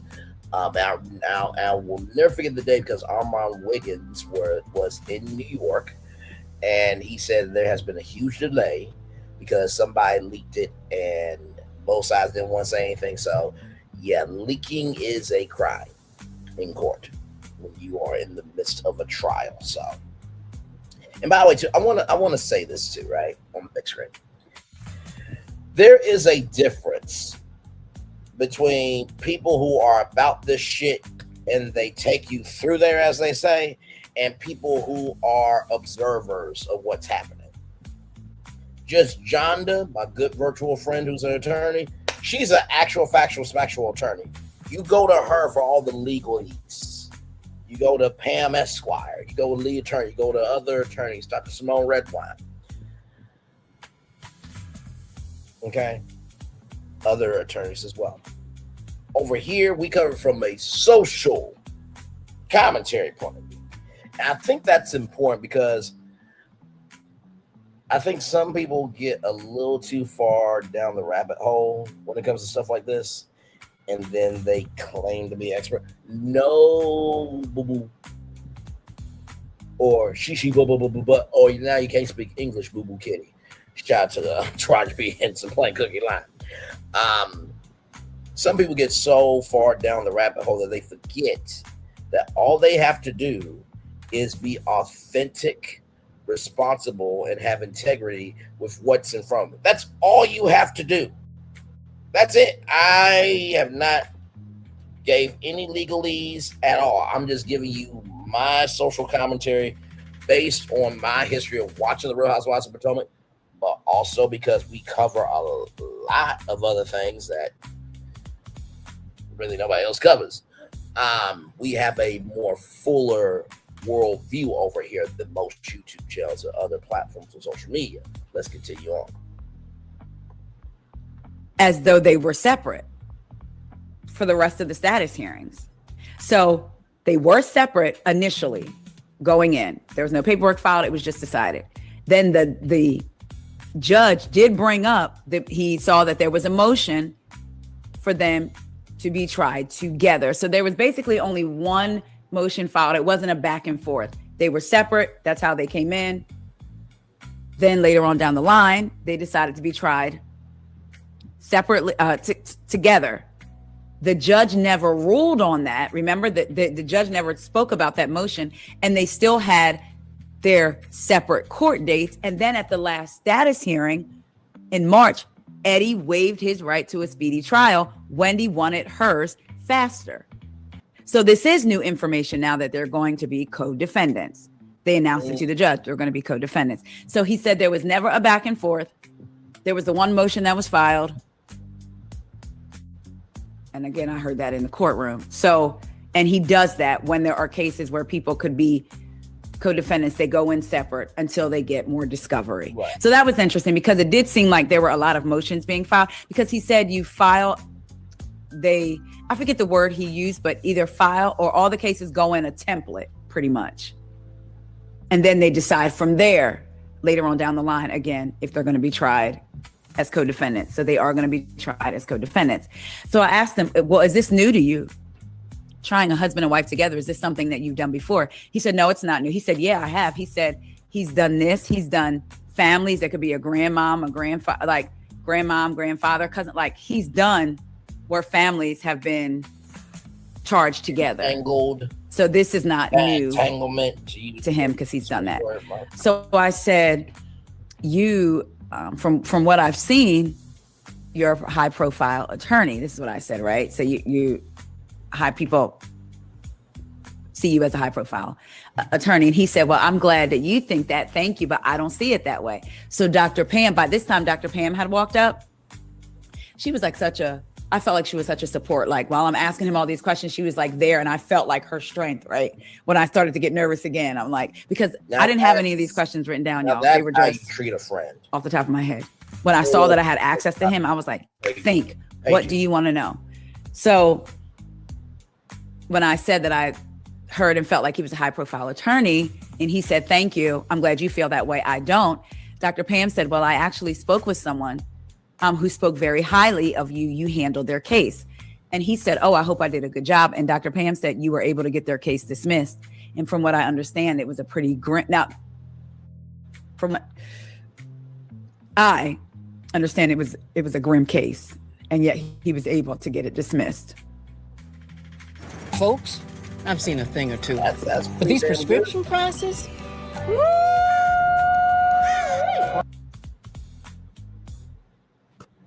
So there's something. So I said, are you used to so many eyes being on this particular case? I said, yes, you've done high profile, but this is TV. Right. You know, from the media to just everywhere. And he said he's definitely used to it. That's nothing new to him. And he actually advocates for it. He said he loves the fact that courts are open.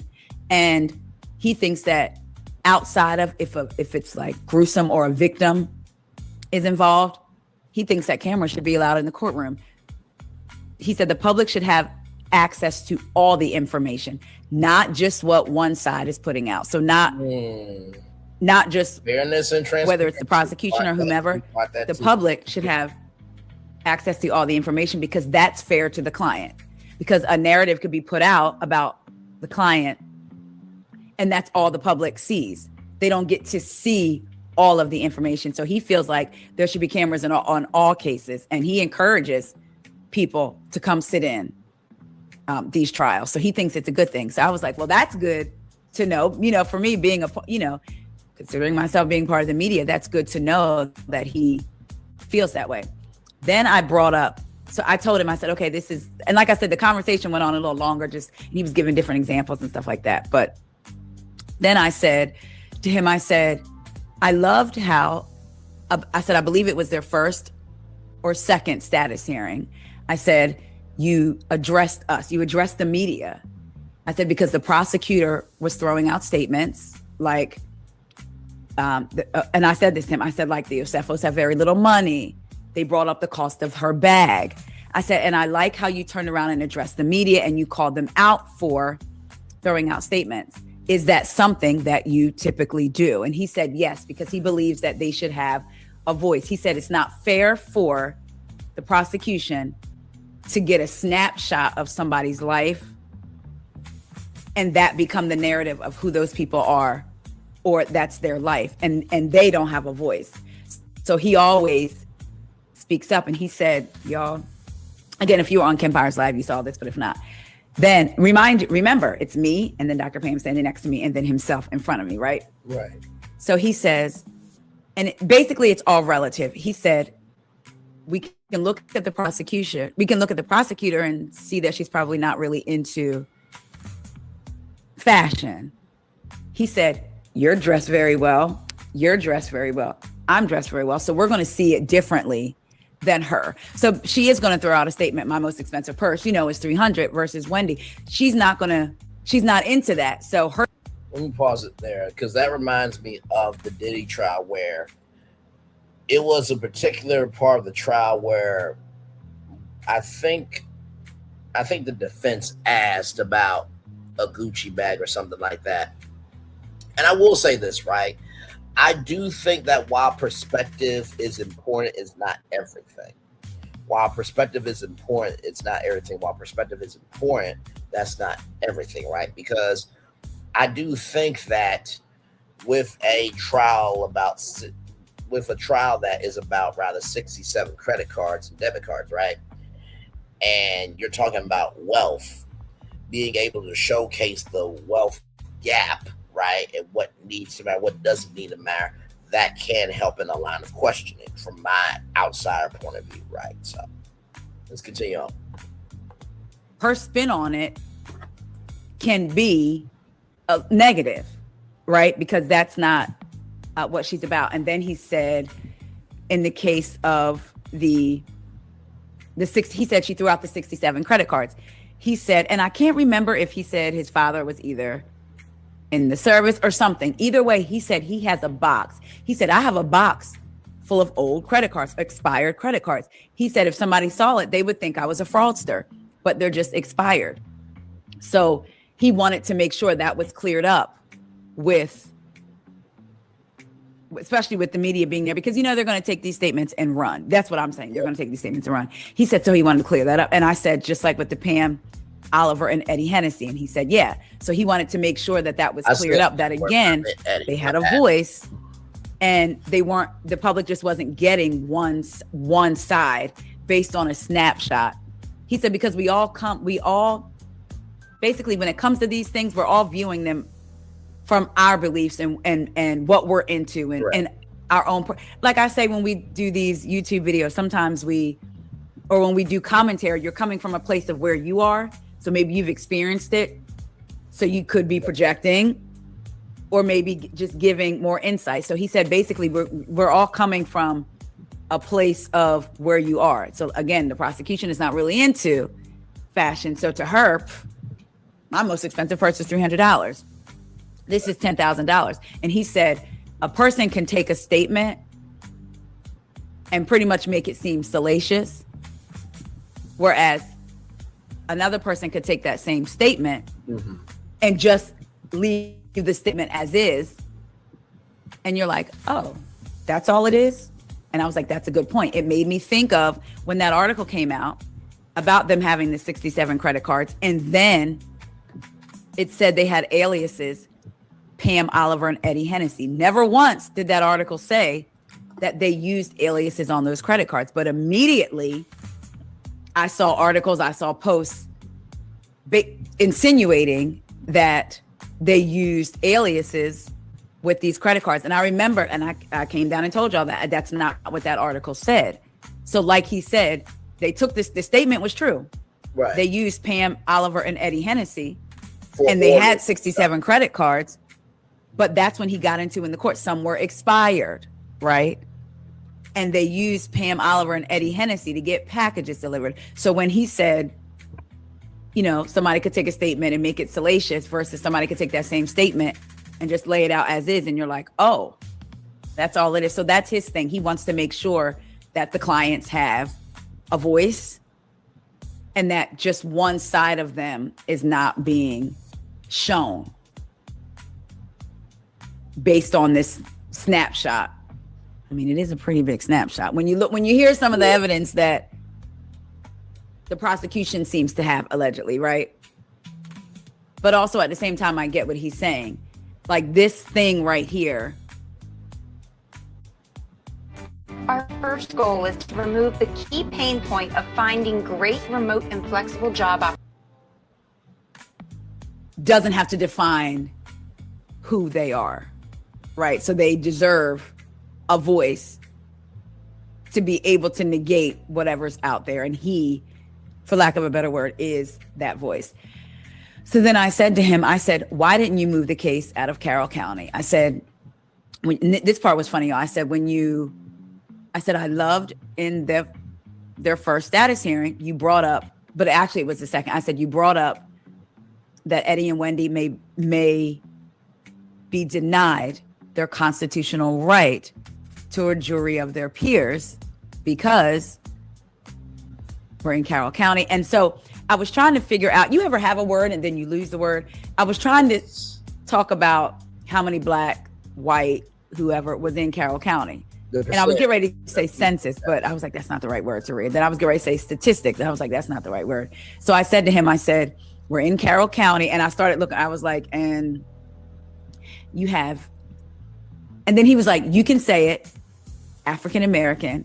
He goes, as the father of a biracial child. Oh, wow. And I said, okay, I'm gonna say black then. He said, my wife says black and I follow her lead. So his wife is black. I said, oh, okay. So then I said to him, I said, I knew I sent some swag. No, he my wife is black. And I said, oh, okay. He said, and I'm from PG County. I said, I knew I sent some swag.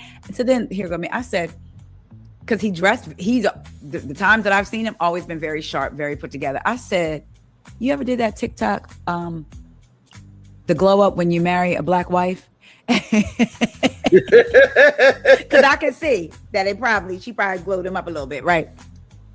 So Pam said, hilarious. I don't see him doing TikToks. I don't see you doing TikToks. And he said, I've done a couple with my daughter. I said, okay, so why didn't you move the case? Because let's get back to I need you to answer this question. Why didn't you move the case from Carroll County? There's not a lot of black folks in Carroll County. It may be hard. The jury, and he said, well, I have to be honest with you. My last two, he was successful in getting a diverse jury in his last two cases in Carroll County. He was successful. I believe he was saying he was successful with the case as well, but I know he was very successful in getting a very diverse jury in Carroll County. Again, his last two cases. He said, and then to try to move it to a different county, pretty much it would be a lot of paperwork. He said we'd have to file motions, and he named some other legal terms. It would be a lot of paperwork for him to have to try to do that. And he's confident. I said, you like a challenge? And he just smiled. I said, okay, then. Okay. So that's why they didn't get the movie. He's confident that I guess that they'll be able to provide a good defense in Carroll County. He's not. So yes, he said he put that out there. You know, he said it. Right. But he's confident with because of his last two cases in Carroll County, they had a diverse jury. So, and we got to remember, all his defense has to do, all Wendy and Eddie's defense has to do is sow doubt in the minds of the jury. That's one thing that I keep forgetting. It's not a judge, it's a jury. And if he's saying that he was successful in his last two cases of having a diverse jury, then maybe Wendy and Eddie have more of a fighting chance than I thought. I mean, it seems. So what I did was when I looked up jury of peers, because I really wanted to see what that meant, especially when it came to Black and brown people, right? So it said legally, a jury of peers does not mean a jury composed of people who share your exact race, background, or social status. Under the U.S. Constitution, it means an impartial group of citizens drawn from a fair cross-section of the local community where the crime was alleged to have taken place. For Black defendants, the reality of this legal principle has historically been complicated. The justice system has faced long-standing challenges in its application and practical outcome. What else is new? So there's that. The fair cross-section rule, the Sixth Amendment, guarantees that the pool of potential jurors must represent a fair cross-section of the community, free from systemic exclusion based on race. Lawyers from both sides can remove potential jurors using preemptory challenges. However, under the landmark Supreme Court case, Batson versus Kennedy, attorneys are legally prohibited from using these strikes to remove jurors solely based on their race. So when he said a jury of their peers, I did immediately think of Black. I mean, come on, let's be clear. You do want some Black juror if you are Black. Like, right. I would. Right? I mean, so. It's to see yourself. He said, again, he was very successful in.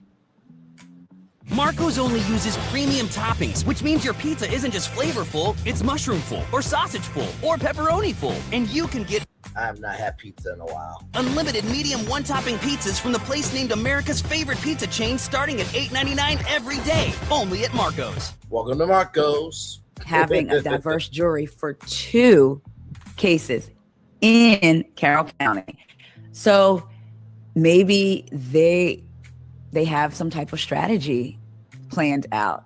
So then I said to him, I won't hold you up any longer, because before that he said that he had to get to the jail. He had clients. They waiting on you. I said, thank you so much. I shook his hand again and I said, remember my face if I ever have to come into your office. He said, y'all look like nice people. I doubt that I would have to see you in my office. And I chuckled because I immediately thought of Wendy and Eddie. Do they look like nice people? He's probably not shocked. He's been in this business long enough. He's probably not shocked that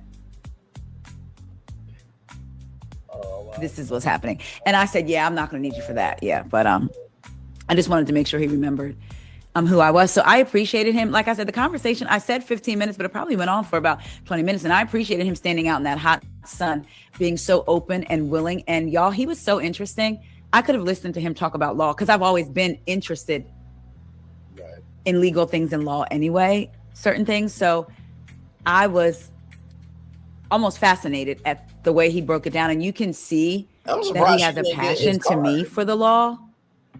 And that is somebody who I'd want representing me. Someone who is passionate and knows their shit. You know, listen. Oh, he did say, we talked about client privilege and stuff like that. I forget how that came up, client privilege. And he said to me, attorney-client privilege, yeah. With his clients. He said, say he gets somebody in with a DUI. He said he asks them, did you do it? How much did you have to drink? He said, I don't care if they lie to me because I'm gonna see the body cam footage. He said, sometimes they'll say a lot. Sometimes they lie. He said, and I don't call them out on their lies. He said, I just go like this and point to the footage. And he said, because it's gonna come out. It made me wonder. And I wish that I had have asked him. But then again, you have to be careful because I didn't want to interrupt the comfortability that I feel like we established. Right. It made me wonder, because again, he said he asks, and he used DUI specifically. Right. Did you do it? How much did you have to drink? I don't care if you lie to me though, because it's gonna come out. So I wonder if he asked Eddie and Wendy, did you do it? Because if he asks and they tell him the truth, I feel like that'll help him build a better defense, right? So I do wonder if he asked them, did y'all do it? I don't know, but I appreciate, again, Attorney Eldridge, Jeremy Eldridge, for taking his time to have a conversation with me. He did not have to stand out there in that hot sun after being in court. And like I said, he comes across very passionate about the law. That I picked that up. Like, you could feel it. And I was like, wow, this is definitely a lawyer that I'd want to be representing me. So that was my conversation with him. Again, he couldn't get into the case specifics. I thought it was funny what he said about the prosecution and not being into fashion as it relates to her throwing out that statement about her purse and then how much Wendy's would cost. Well, there's no comparison because you're not into that. She is, but it was a way to say they have very little money and she's spending this on the purse. That's the whole reason that she did this. And again, I do wonder if that whole time when Wendy and Eddie weren't in the courtroom and weren't with their attorneys, were they filming something on their phone in that conference room or talking to Bravo or what have you. I said, now let's get back to the black SUV. I told y'all they didn't have that SUV last time. I said, they got that SUV this time because Bravo paid for it and they had GoPros in that SUV. Child, Wendy came stepping, didn't she? She looked good in her yellow. And by the way, she is right because there was a black SUV outside the jail for when Karen Huger got released. All the cameras were there the day that Karen Huger got out of jail. Yellow and her expensive bag. Eddie looked good too. They always look good when they come to court. They look runway ready. I said, can you imagine what court is going to be like and the look she's going to turn out then? I don't know if I would necessarily do that with a jury there. That part. Because see, the way that Megan Thee Stallion did her looks versus the way Wendy's going to do her looks are completely different. Now, Wendy ain't going to come in as a hobo. No disrespect to hobos, homeless people who are struggling, trying to get better. No disrespect to y'all. But I get what weigo is saying. If you have 67 credit cards, right? And you tried to go to insurance companies to get back, $450,000 and claim insurance on all your stuff, and you commit insurance fraud, the more you show off, the less the jury is to believe you. Then, not to mention, too, you remember there was a ring that was seen in an interview, right? So I get where weigo podcast is coming from. Because if they already feel what if you get a juror that already feels a certain type of way about reality stars and maybe they don't feel like they're talented and entitled to be making a lot of money because they're reality stars, and then you come in your Louboutins and your Fox stole because it's going to be cold, and your bag and your shades, that might not play well with some jurors. Yep. So I wonder if they're going to tell Wendy. Eddie always comes in.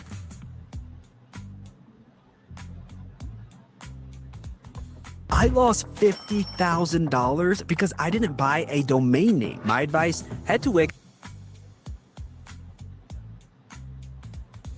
Nice, but not flashy to me. Even when he had, when it was winter and he had on the coat and all that, he comes in very well dressed, presentable, but not flashy. Like I said, Wendy's first hearing, she had the first stole over her shoulder. So I wonder if their attorneys are going to have them tone it down. I'm sure of it. Also, what's interesting to me is I told y'all last week, I did a video where I had a source that has been reliable in the past say that Wendy was on the girls' trip, kind of throwing Eddie under the bus. With them now being co-defendants, I do wonder. Now, I'm wondering, was that the girls' trip from this past season? Because that's the only girls' trip that we know of, unless there's a girls' trip coming up for the new season. So, just conjecture and connection there. But, I mean, Wendy, to be real with you, you were there too. You know what I mean?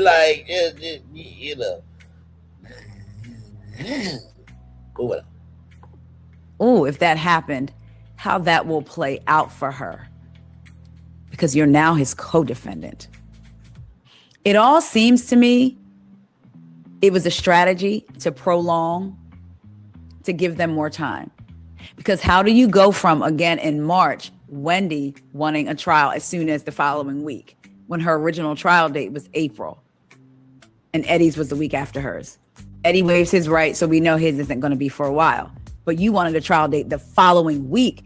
They were literally looking for dates the following week. But the source told me that the attorneys knew that there were no open dates. It was just a tactic or a stunt to prolong it. And now here we are.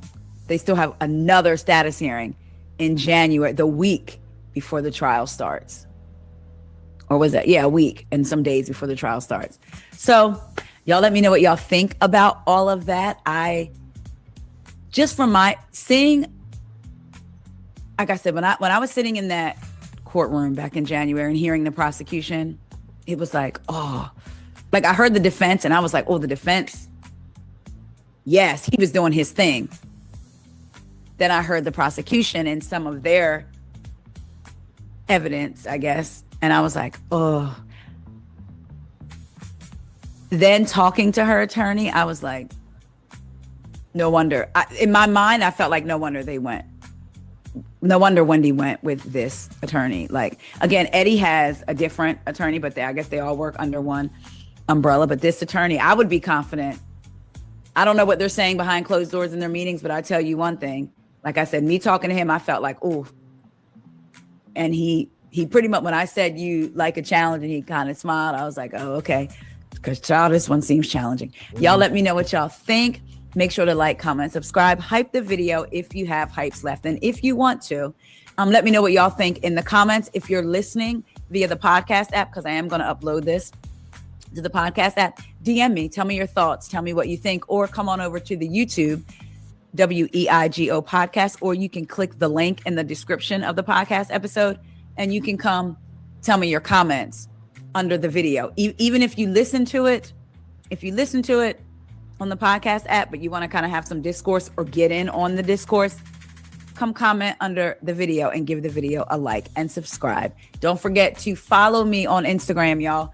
Weigo, WEIGO podcast. I want to get to 10K. Follow me over there on Threads as well. Same name, Weigo podcast, and Twitter. I'll talk to y'all later. See ya.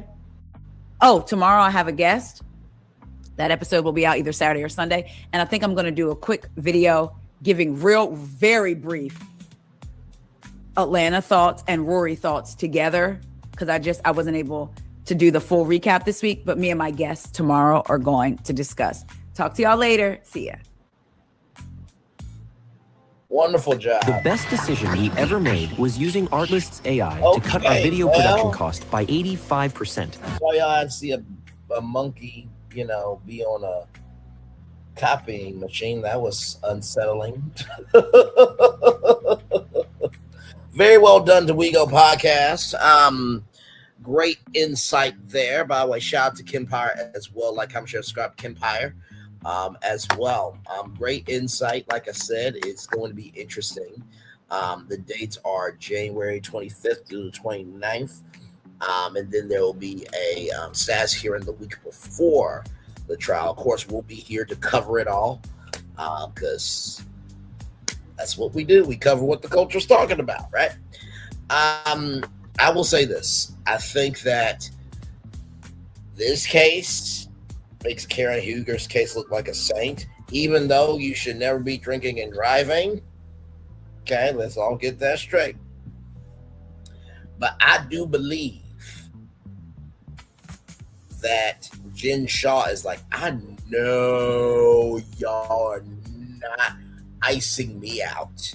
We got these two black people over here doing this. I know Jen Shaw she's trying to be very cutesy, very mindful, very demure, because she put out her there's an interview with People Magazine, People.com that I watched. She did what she did, child. Life goes on. But I know Jen Shaw's watching. I know a lot of people who, Rick Edie is probably watching this case. A lot of people that got kicked out or they got losses with Bravo. I'm sure they're watching this to see how this plays out. Like I said, it's going to be a very interesting season with Potomac, right? You have regular Robin coming back, which nobody asked for her to come back at all.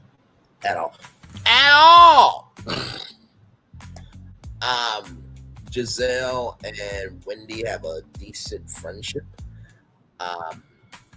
Ashley and Wendy, I don't believe they get along at all. Stacy and Wendy, I believe they get along. Tia, I think Tia's minding her own business. And honestly, tell you the truth, all of this is making me want Angel to come back for another season, because if Wendy could go through all that and Phaedra could go through all that she went through, was on Married to Medicine, and could come back on Atlanta, I want to hear it. Angel deserves another season. Fight me. Okay. That being said, I'm going to turn my camera now because we done the whole show for over an hour. Yes, we have. What a show this evening. You guys got not one, but two tours for you all today. You got the tour this morning talking about the Breakfast Club. Streaming live. We're getting ready to stream live on Netflix starting June 1st. Like I said, it is not anything really new, like I said before, because they were on Revolt TV, on television, and multi-platform. Then they were on BET at 9 a.m. Monday through Friday, but I don't believe anybody watched that. And then they have, on-demand content from the Breakfast Club on Tubi, including a free advertised streaming television channel as well. And then, of course, as we all know, Netflix and the video podcast and everything else and all that stuff in between. And then, of course, we talked about K. Michelle. I can only spend about 20 minutes. I'm like, okay, I'm not going to stretch this thing out to 30 minutes. Like, it just is what it is. Like, that's her living life, but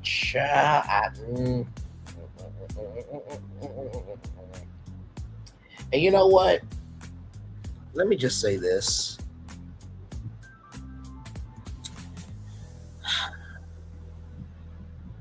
This is going to sound really wrong. But could K. Michelle's husband be fucking Tamar Braxton? I'm just saying, Tamar is single. So when K. Michelle said you can see other chicks, she didn't say who you could not see. Back off camera. Listen, don't at me. Don't at me. Don't at me. Don't you fucking at me. Listen, you saw the thumbnail. You know my voice, and damn it, you know why you're here.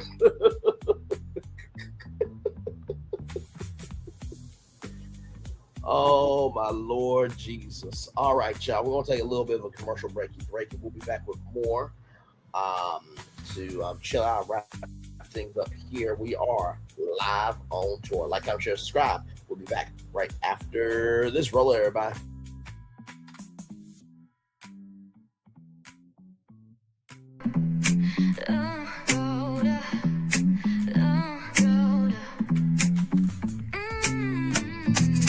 Lights go low, the city goes high. Stories untold under moonlit skies. Brave only, got the vibe, got the flow for the culture. Yeah, you already know. Turn it up, lean back, feel the breeze. Late night truths drifting through the trees. It's for the culture, by the culture. Fragrantly's got the soul to show ya. Breaking it down, lifting it higher. Feel the rhythm, spark the fire. Headlines flip with a soulful twist. Behind the scenes where the magic sits. It's the heartbeat of the now and the then, where the story starts and never ends. Tune in, lean and feel the groove. Every moment, a vibe you can't lose. It's for the culture, by the culture. Fragrantly's got the soul to show ya. Breaking it down, lifting it higher. Feel the rhythm, spark the fire.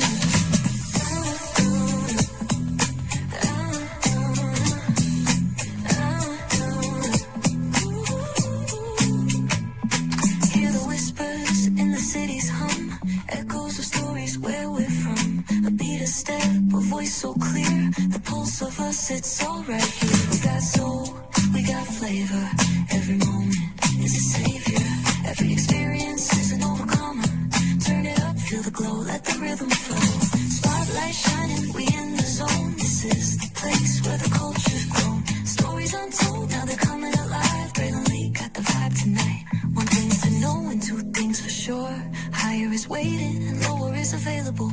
But either way, we gotta go on tour. It's Braylon's virtual tour where the culture makes its move. Feel the love, feel the truth. This is us, this is you.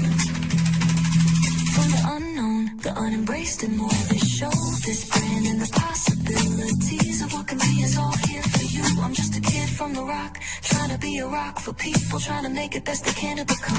Being moved as a creator of power to lift up all of us, not just a selective few. For the culture, by the culture, here we be, Braylonly, bringing life to your screen. Feel the soul, feel the truth, we're free, trust and believe. It's entertainment, news done away with. Braylonly, spotlight sharp like a diamond shine. We see the stars, but the stories align. Deep in the soul where the heart beats fine. The pulse of the people redefining time. And just a pro tip, people have to earn the right to hear your story. But in addition to that, people have to earn the responsibility to be a part of it. Just because we are not seen by everybody doesn't mean we are not been seen by who needs to see us. Noise equals attention and sound equals purpose. Anybody can be a creator, but it takes a somebody to be an artist.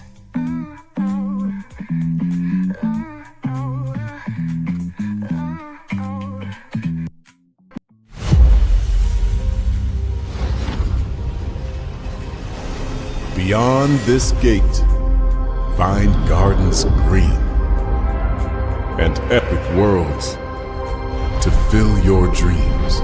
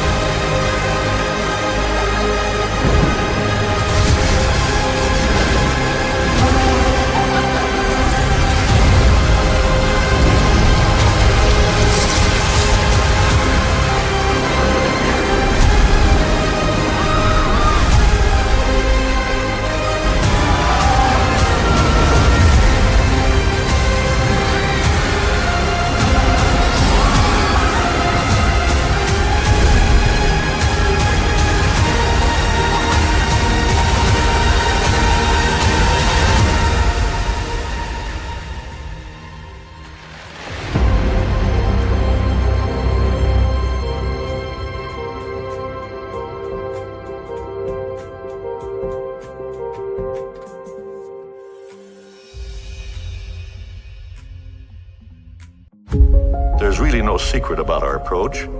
We keep moving forward. with the hope that it will be a source of joy and inspiration to all the world. In Disney's 102-year history, there have been many defining moments and countless achievements. Today, we celebrate another thrilling moment, the creation of a spectacular new Disney theme park resort coming to Abu Dhabi.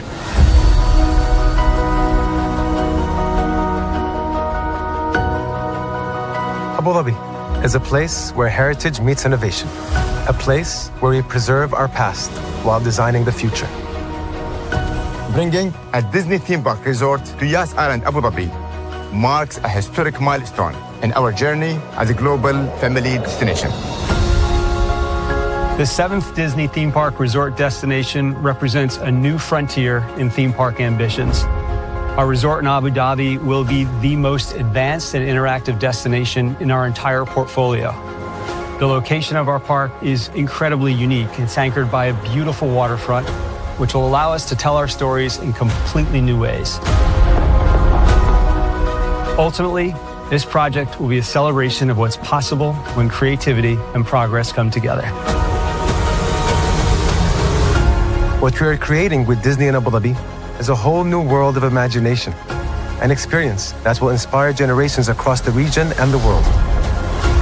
This collaboration represents a powerful fusion of Disney's unmatched legacy in storytelling and Mira's commitment to bringing world-class entertainment to our guests. Abu Dhabi's vision for the future is to create a legacy for generations to come. Disneyland Abu Dhabi will be authentically Disney and distinctly Emirati. An oasis of extraordinary Disney entertainment at this crossroads of the world. It will bring to life our timeless characters and stories in many new ways, becoming a source of joy and inspiration for the people of this vast region to enjoy for generations to come.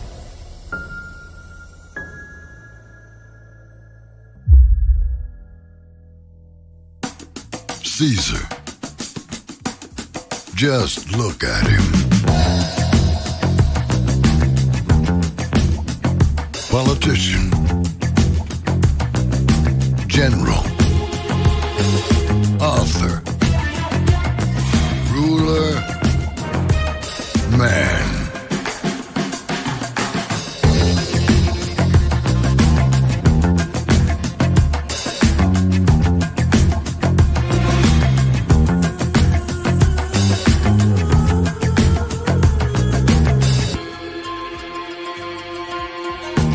Legend has it, he's not only stared into the belly of the beast, he's had it for dinner. Here he's free to relax, or party, or relax, or party, or relax, and party. His is a world of opulence, excess, and the occasional impulse buy. Not one to rest on his laurels, he's famous for ushering in a new age of entertainment. So, for anyone seeking a place where the sun never sets on a good time, all this awaits. I am Caesar, and I approve this palace.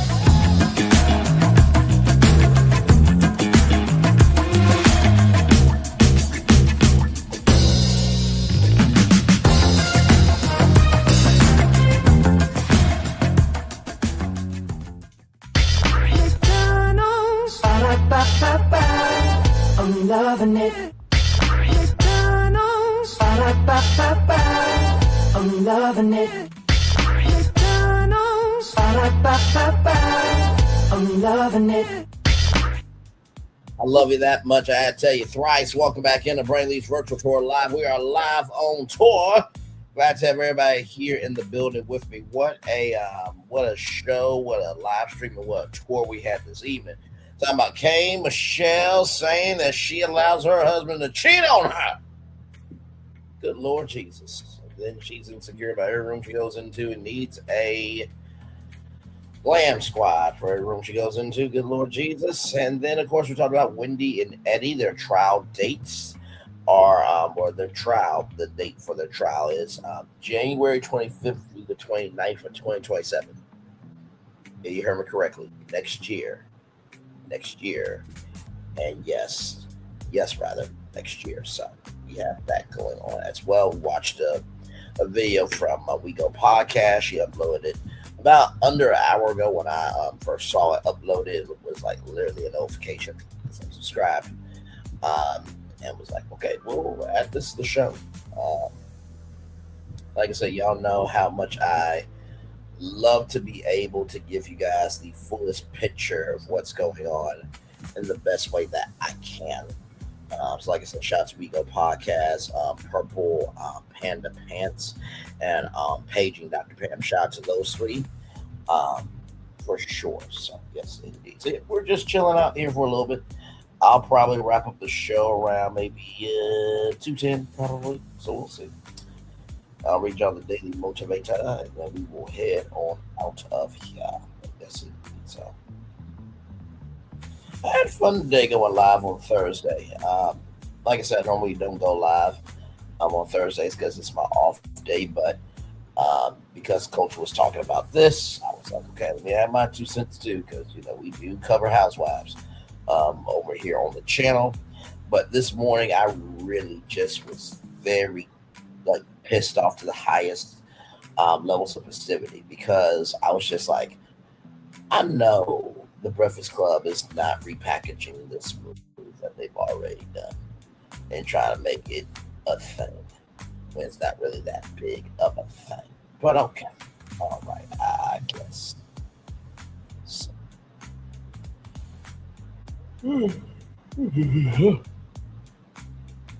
Shout out to the 5 people here. Thank you so much. Thank you to everybody for being here. Thank you to, let me see here. Thank you to Justine Battle. Much love to you.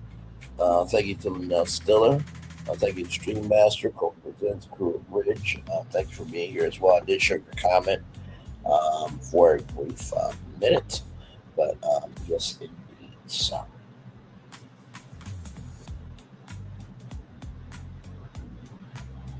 Like I said to the guy that said I looked a certain way, like, bro, just worry about yourself.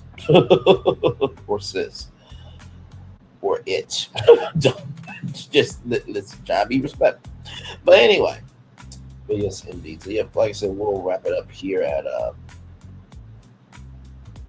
1 hour and 2 hours, right? 2 hours and 10 minutes, rather, my bad.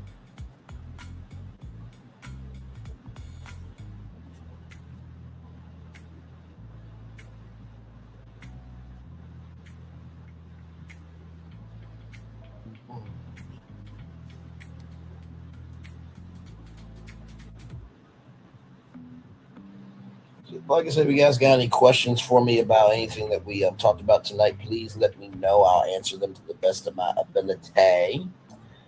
Yes, indeed. So,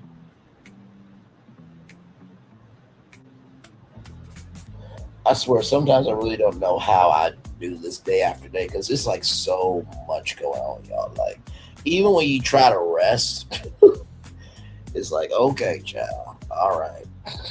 So. By the way, tomorrow morning, new show for you all at 11 a.m. Don't know what it will be about. It may be a regular show, or it may be a deep dive live like we did this morning. I do love doing those.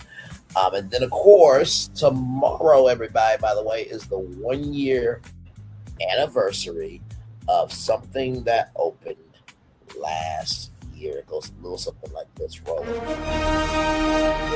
Prepare for a journey beyond imagination, beyond belief, beyond anything you've experienced before. Universal Epic Universe, a new theme park where you'll step through extraordinary portals to 5 immersive worlds. Prepare for a cosmic voyage of discovery, an isle of fire-breathing excitement, A shadowy world of monsters and mystery. New wonders in the wizarding world. And a new way to play. Plus the splendor of a magnificent resort hotel overlooking the park. It's all new excitement at Universal Orlando Resort. A week's worth of vacation thrills with 4 amazing theme parks, a variety of spectacular themed hotels, and incredible dining and entertainment. It's all at Universal Orlando Resort, where you'll find new adventures every day. Explore the astonishing worlds of Universal Epic Universe at Universal Orlando Resort. So 1 year ago, on May 22nd of 2025, that park opened. And so we are going to have a epic-versary celebration on the channel tomorrow night at 6 o'clock. So be here for that. That should be a wonderful time. We're going to talk about all the lands. We're going to talk about Epic. We're going to talk, of course, we're going to talk about Epic Universe, but we're going to talk about Celestial Park. We're talk about How to Train Your Dragon, Owl Burke. We'll talk about the Wizarding World, Harry Potter, Mystery of Magic. We'll talk about Dark Universe. And of course, we're going to talk about Super Nintendo World. So we'll talk about all that tomorrow night at 6 o'clock. So that should be a good time. And then, like I said, in the morning, it's either going to be a regular day of the Schmegler show, or it will be a deep dive live like we did this morning. So that's good times ahead. So with that being said, y'all, it is time for the Daily Motivator. Yes, indeed. Let's get that together for you all.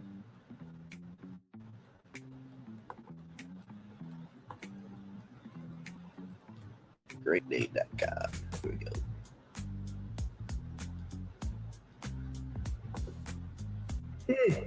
we go. Excuse me. See, that lets me know something go.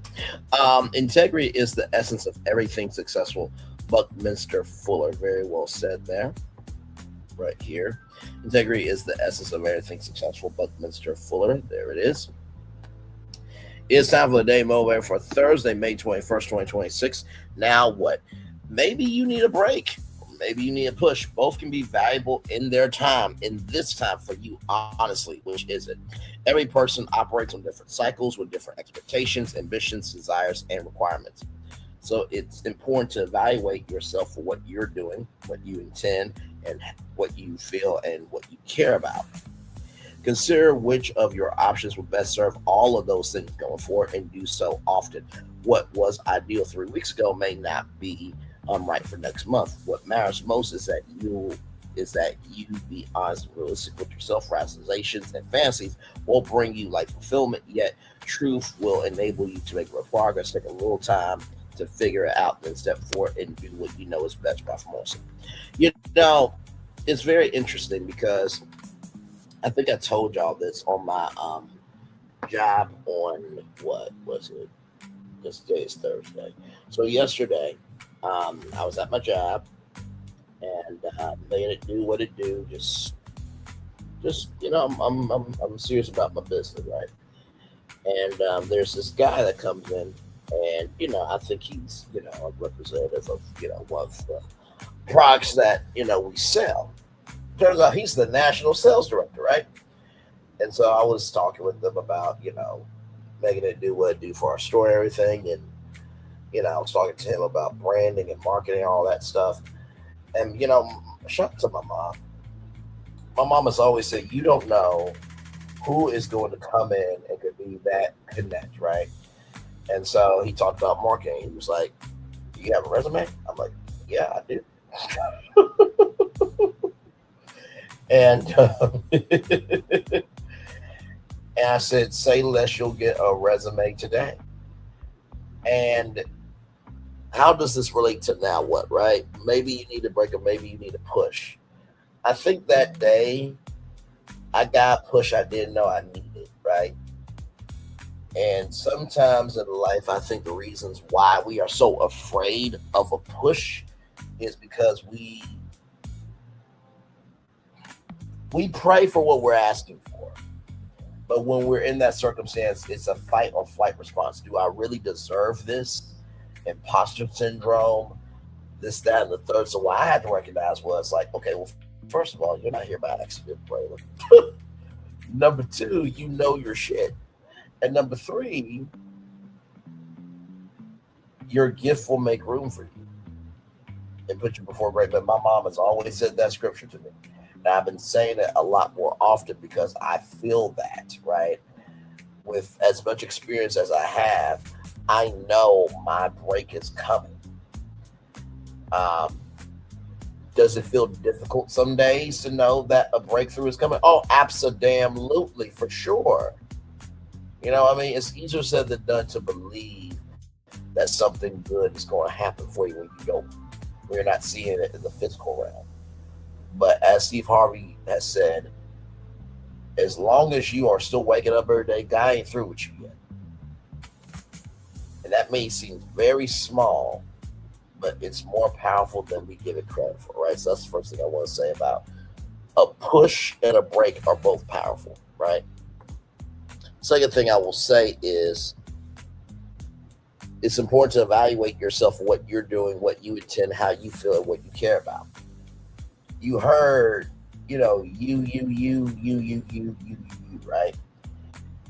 And I think a lot of times what ends up happening in our walk of life, we will do something for ourselves, right? But as we're doing it for ourselves, we don't recognize the energy that is depleted, right? And it's okay to be doing something for yourself, but then you're like, you know what? This ain't feeling right to me. Don't hold on to something just because you're trying to execute and finish through, right? If you're not feeling that energy, let it go. It's okay. Do you not know that everybody in the world has been a failure in life? Everybody, that includes me. But here's the thing. You will never be successful in life if you don't ever try anything, right? And I think about how we look at failure, right? We look at failure as, oh my God, my life is over. Nobody likes me, da-da-da-da. It's like, you do realize that today, you're not the only person that failed. You might feel like you're the only failure in the world, but there's somebody else that has failed at something. And I think it was Albert Einstein that said, I didn't fail at making the light bulb. I've just figured out 1,000 different ways to not, I figured out, what did he say? I figured out 1,000 ways not to do that type of light bulb. I'm paraphrasing, but basically, yes. And I really appreciated that quote because I look at my life of, yeah, I've done over 1,000 somethings that I didn't get right, but I learned something out of that, right? Failure does not have to be the end all be all. There is a lesson out of everything. There's a blessing, there's a lesson, there's a reason, there's a season, right? So that's the second thing I want to say to y'all. And then finally, right here, what matters most is that you be honest and realistic with yourself. Rationalizations and fantasies won't bring you life fulfillment, but yet truth will enable you to make real progress. Here's the thing, truth takes time, right? I think when you're trying to figure out the truth of what you're doing in life, it takes time. When you hear people that have been in the media industry for like 20 years and they've been acting for 10, but they finally get this breakthrough. One of my good friends, they said to me, rush work is not good work. So when you finally see somebody getting blessed, it's probably because of all the hours of time, energy, and commitment that you did not see, right? So recognize within your truth, as long as that truth is growing, you are advancing. And I'll put it like this, right? Because I want to say this on camera, because I think it's important. Do not let anybody tell you who you are, and don't Okay, but don't let anybody define who you are when nobody will go to the dictionary to see if their definition worth mattering to anybody. Do not let anybody define who you are when they would not go to the dictionary to see if they're worth a definition in the dictionary. Do not let anybody define who you are, especially if nobody will go to the dictionary to see if their definition in the dictionary. Do you understand me? Because I promise you, it's always the ones that saying who you are, this, that, and third, and nobody ever recognizes them as a fifth quarter or a half of importance. And do you notice the first shall be last and the last shall be first? It always happens. And they get big mad. Well, why are they getting access and why am I getting treated like this? Well, you did what you did. Right now, there's somebody live talking about a particular TV show that somebody said we don't have to ever talk about that show again. And now, if I'm supposedly a good friend, why am I talking about something that hurt my friend? But hey, I guess friendship is different in the eye of the beholder.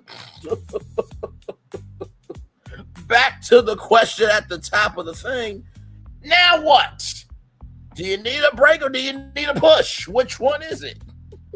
Where's your scooter? Where is it? Where's your scooter? Where is it? Where's your scooter? Where is it?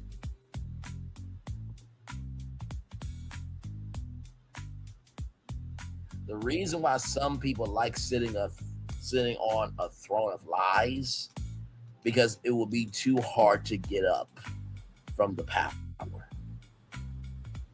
reason why some people sit on a throne of lies is because it's easier. The reason why some people sit on a throne of lies because it's easier to sit in power than to get up and be truthful. The reason why it's easier to sit on a throne of lies is because it's easier to sit in power than get up and be truthful. The reason why it's easier to sit upon a throne of lies, sit upon a throne of lies is because it's easier to sit in power rather than being up and being responsible for what the fuck you do. Don't get mad at me. Don't get mad at me that I took that elf quote and just remixed it for you. Anyway, with that being said, y'all, it's time for the best outro on YouTube. Know what you do and do what you know. There's a 1 point special because you are always one of us. And trust, you may not be where you want to be, but by the end of it, you'll be where you need to be. Do to be chosen and do wise one thing. Call yourself as nothing to be chosen. One love, much love, all love. I have spent time with you. You spend time with me. Hopefully, I spend time together. We're great together. And I always remember we're doing radio, television, YouTube, living your best life. A child. If you're K Michelle, you need to follow Wendy's lead and shut the fuck up. Make sure the replay is not just ready for you watch it, not just ready for this too, but for you want to experience it again. I love you. I value you. I embrace you. I'll always remember, see love the guy, give it, or see love the guy, give it, or see love the guy, give it. Whatever obstacles you've overcome, whatever success you have achieved about this particular day, I'm extremely proud of you, but no one else is proud of you. Be proud of your damn self. And finally, y'all, listen. At the beginning, middle, end of the day, your gift is never a waste. Oh, hang on. I'm frozen, y'all. There we go. Your gift is never a waste. Your gift is never a waste. Your gift is never a waste. The only way it will ever be a waste is if you utilize that gift on people, places, and things that take your gift to a present energy. Because anybody can be a present to entertain you, but it takes somebody to be a gift to bless you.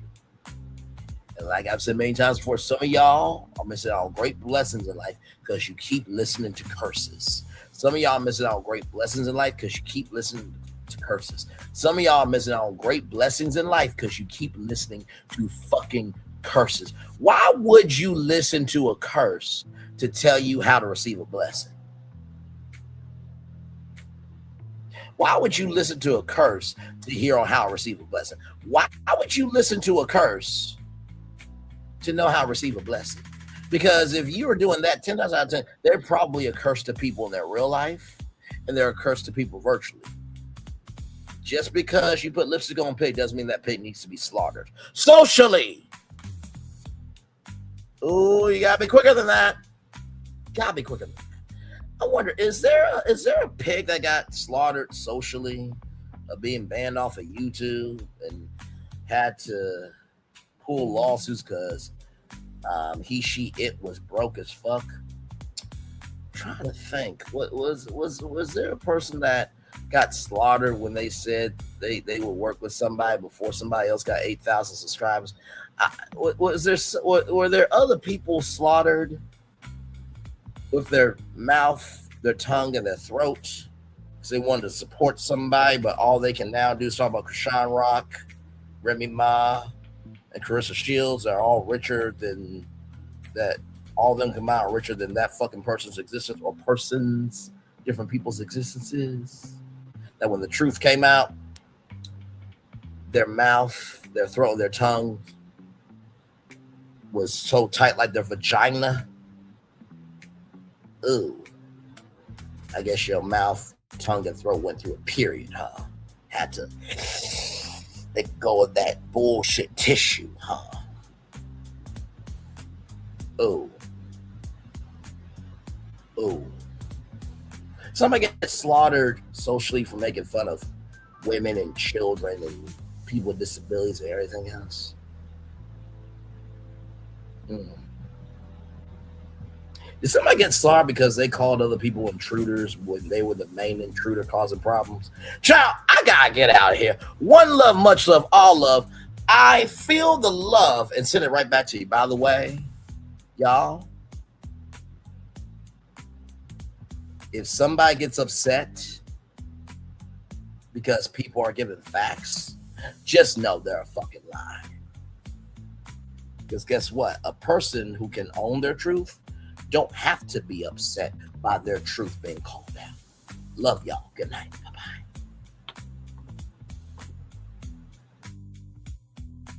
I thought I should tell you they've been talking about you. Yeah, they've been talking about you. They've been talking about the fact that they've done everything they could to stop you and everything they could to block you, but you still win. They've been talking about the fact that they have undermined your success and they have tried to sabotage your seasons, but you keep winning. They've been talking about the fact that even though they don't like each other, they get together to try to kill you, but you keep winning. They've been talking about the fact that you were voted least likely to succeed, but like cream, you keep rising to the top.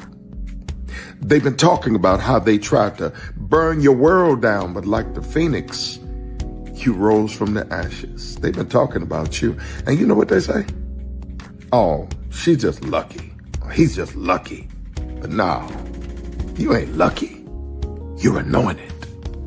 You got something on you. You got favor on you. You got power on you. You were born to win. Now they can call it luck, but it's grace. They can call it luck, but it's favor. But whatever they call it, it doesn't matter, because you know what God calls you? Do you know what God calls you? A winner. I thought I should tell you they've been talking about you. Yeah, they've been talking about you. They've been talking about the fact that they've done everything they could to stop you and everything they could to block you, but you still win. They've been talking about the fact that they have undermined your success and they have tried to sabotage your seasons, but you keep winning. They've been talking about the fact that even though they don't like each other, they get together to try to kill you, but you keep winning. They've been talking about the fact that you were voted least likely to succeed, but like cream, you keep rising to the top. They've been talking about how they tried to burn your world down, but like the phoenix, you rose from the ashes. They've been talking about you. And you know what they say?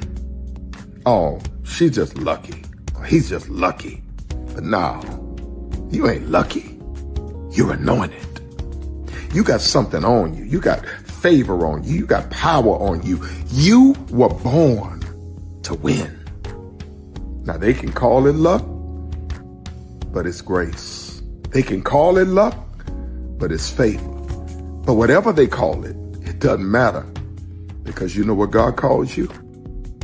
Do you know what God calls you? A winner. I thought I should tell you they've been talking about you. Yeah, they've been talking about you. They've been talking about the fact that they've done everything they could to stop you and everything they could to block you, but you still win. They've been talking about the fact that they have undermined your success and they have tried to sabotage your seasons, but you keep winning.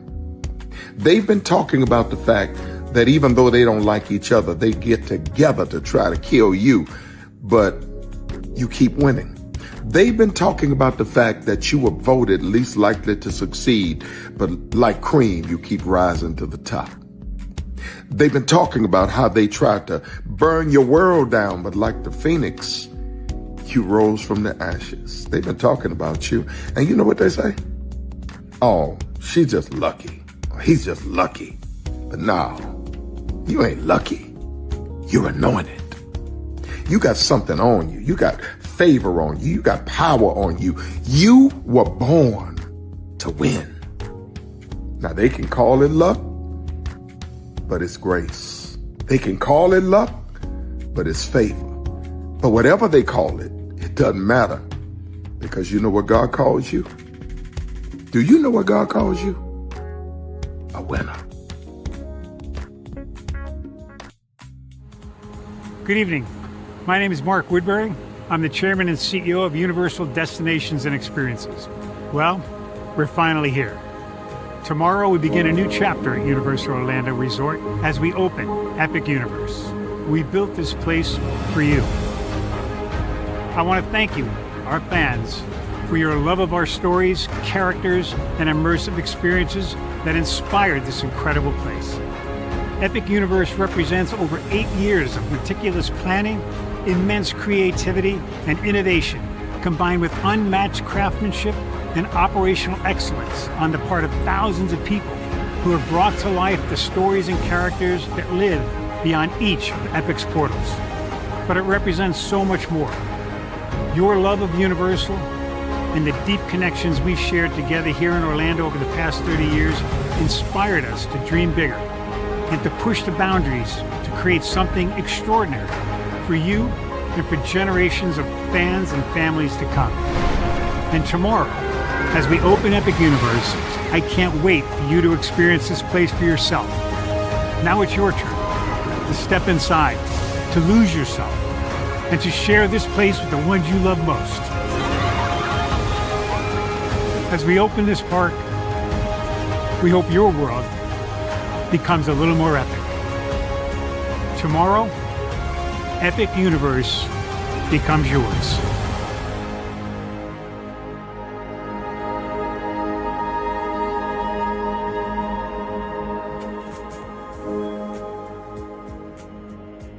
Are video games getting too expensive? This episode, we want to find some common ground because the CEOs want to raise the price even more. Not with these broken-ass games. $5 million. That's how much San Andreas costs to make. Is it their fault for selling or our fault for buying? Corporations claim all this stuff. Devs say otherwise. Sports gamers, cozy gamers, whatever you call the people who play Power Wash Simulator. I think it stings a little bit more because I'm spending my actual money and my mom is not. Imagine they get rid of all movie theaters and then charge you the same price to watch the same movie at home. That's like every streaming service. It doesn't have to be the longest of games, but am I having fun with it? This is Lex. I'm Ronell. Let's get right into it.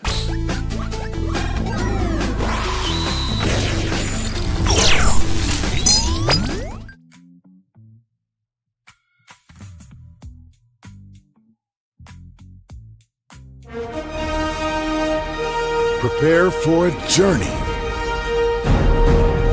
beyond imagination,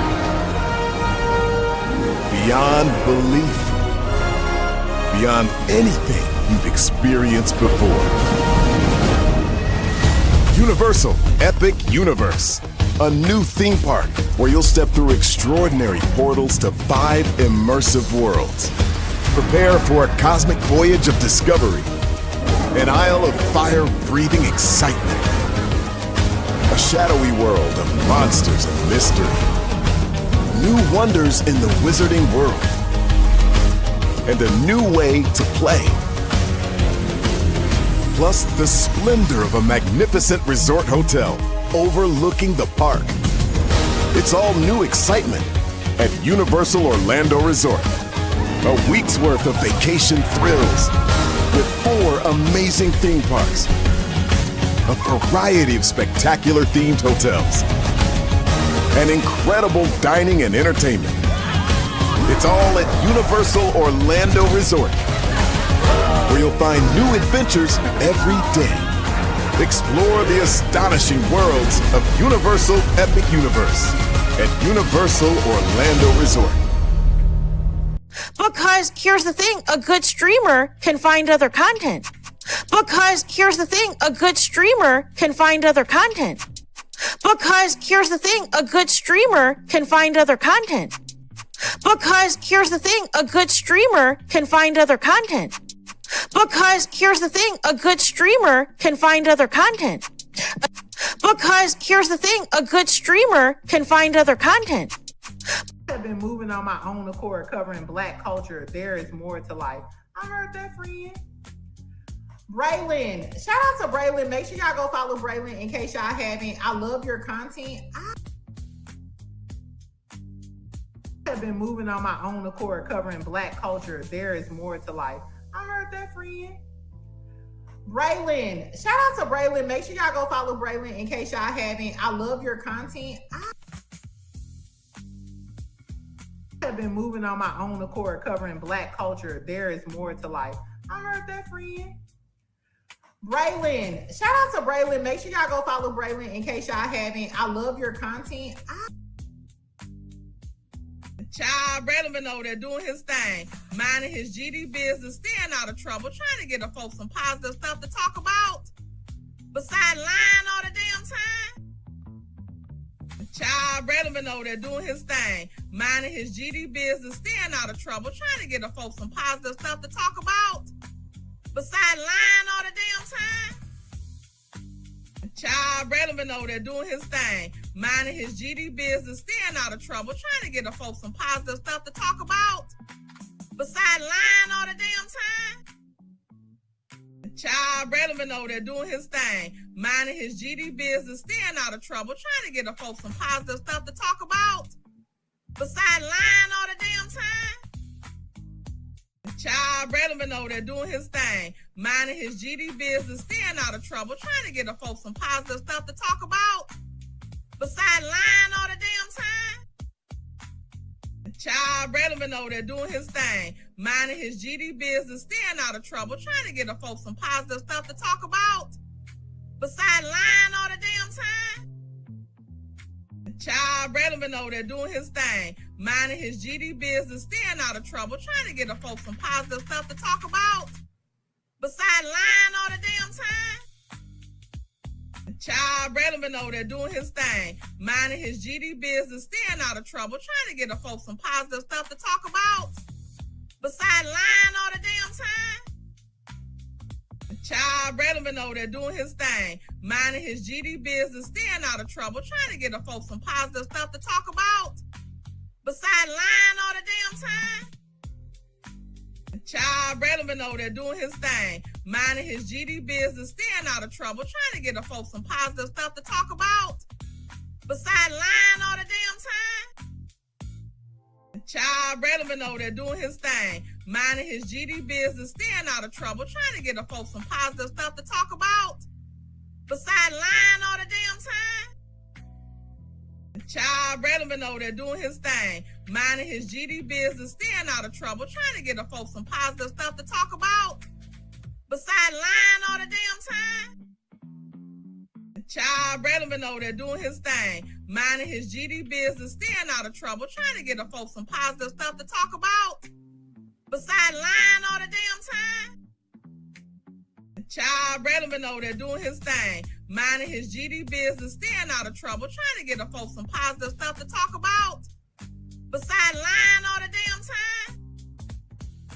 Child, Braylon been over there doing his thing, minding his GD business, staying out of trouble, trying to get the folks some positive stuff to talk about. Besides lying all the damn time. Child Brennan over there doing his thing, minding his GD business, staying out of trouble, trying to get the folks some positive stuff to talk about. Besides lying all the damn time. Child Brennan over there doing his thing, minding his GD business, staying out of trouble, trying to get the folks some positive stuff to talk about. Besides lying all the damn time.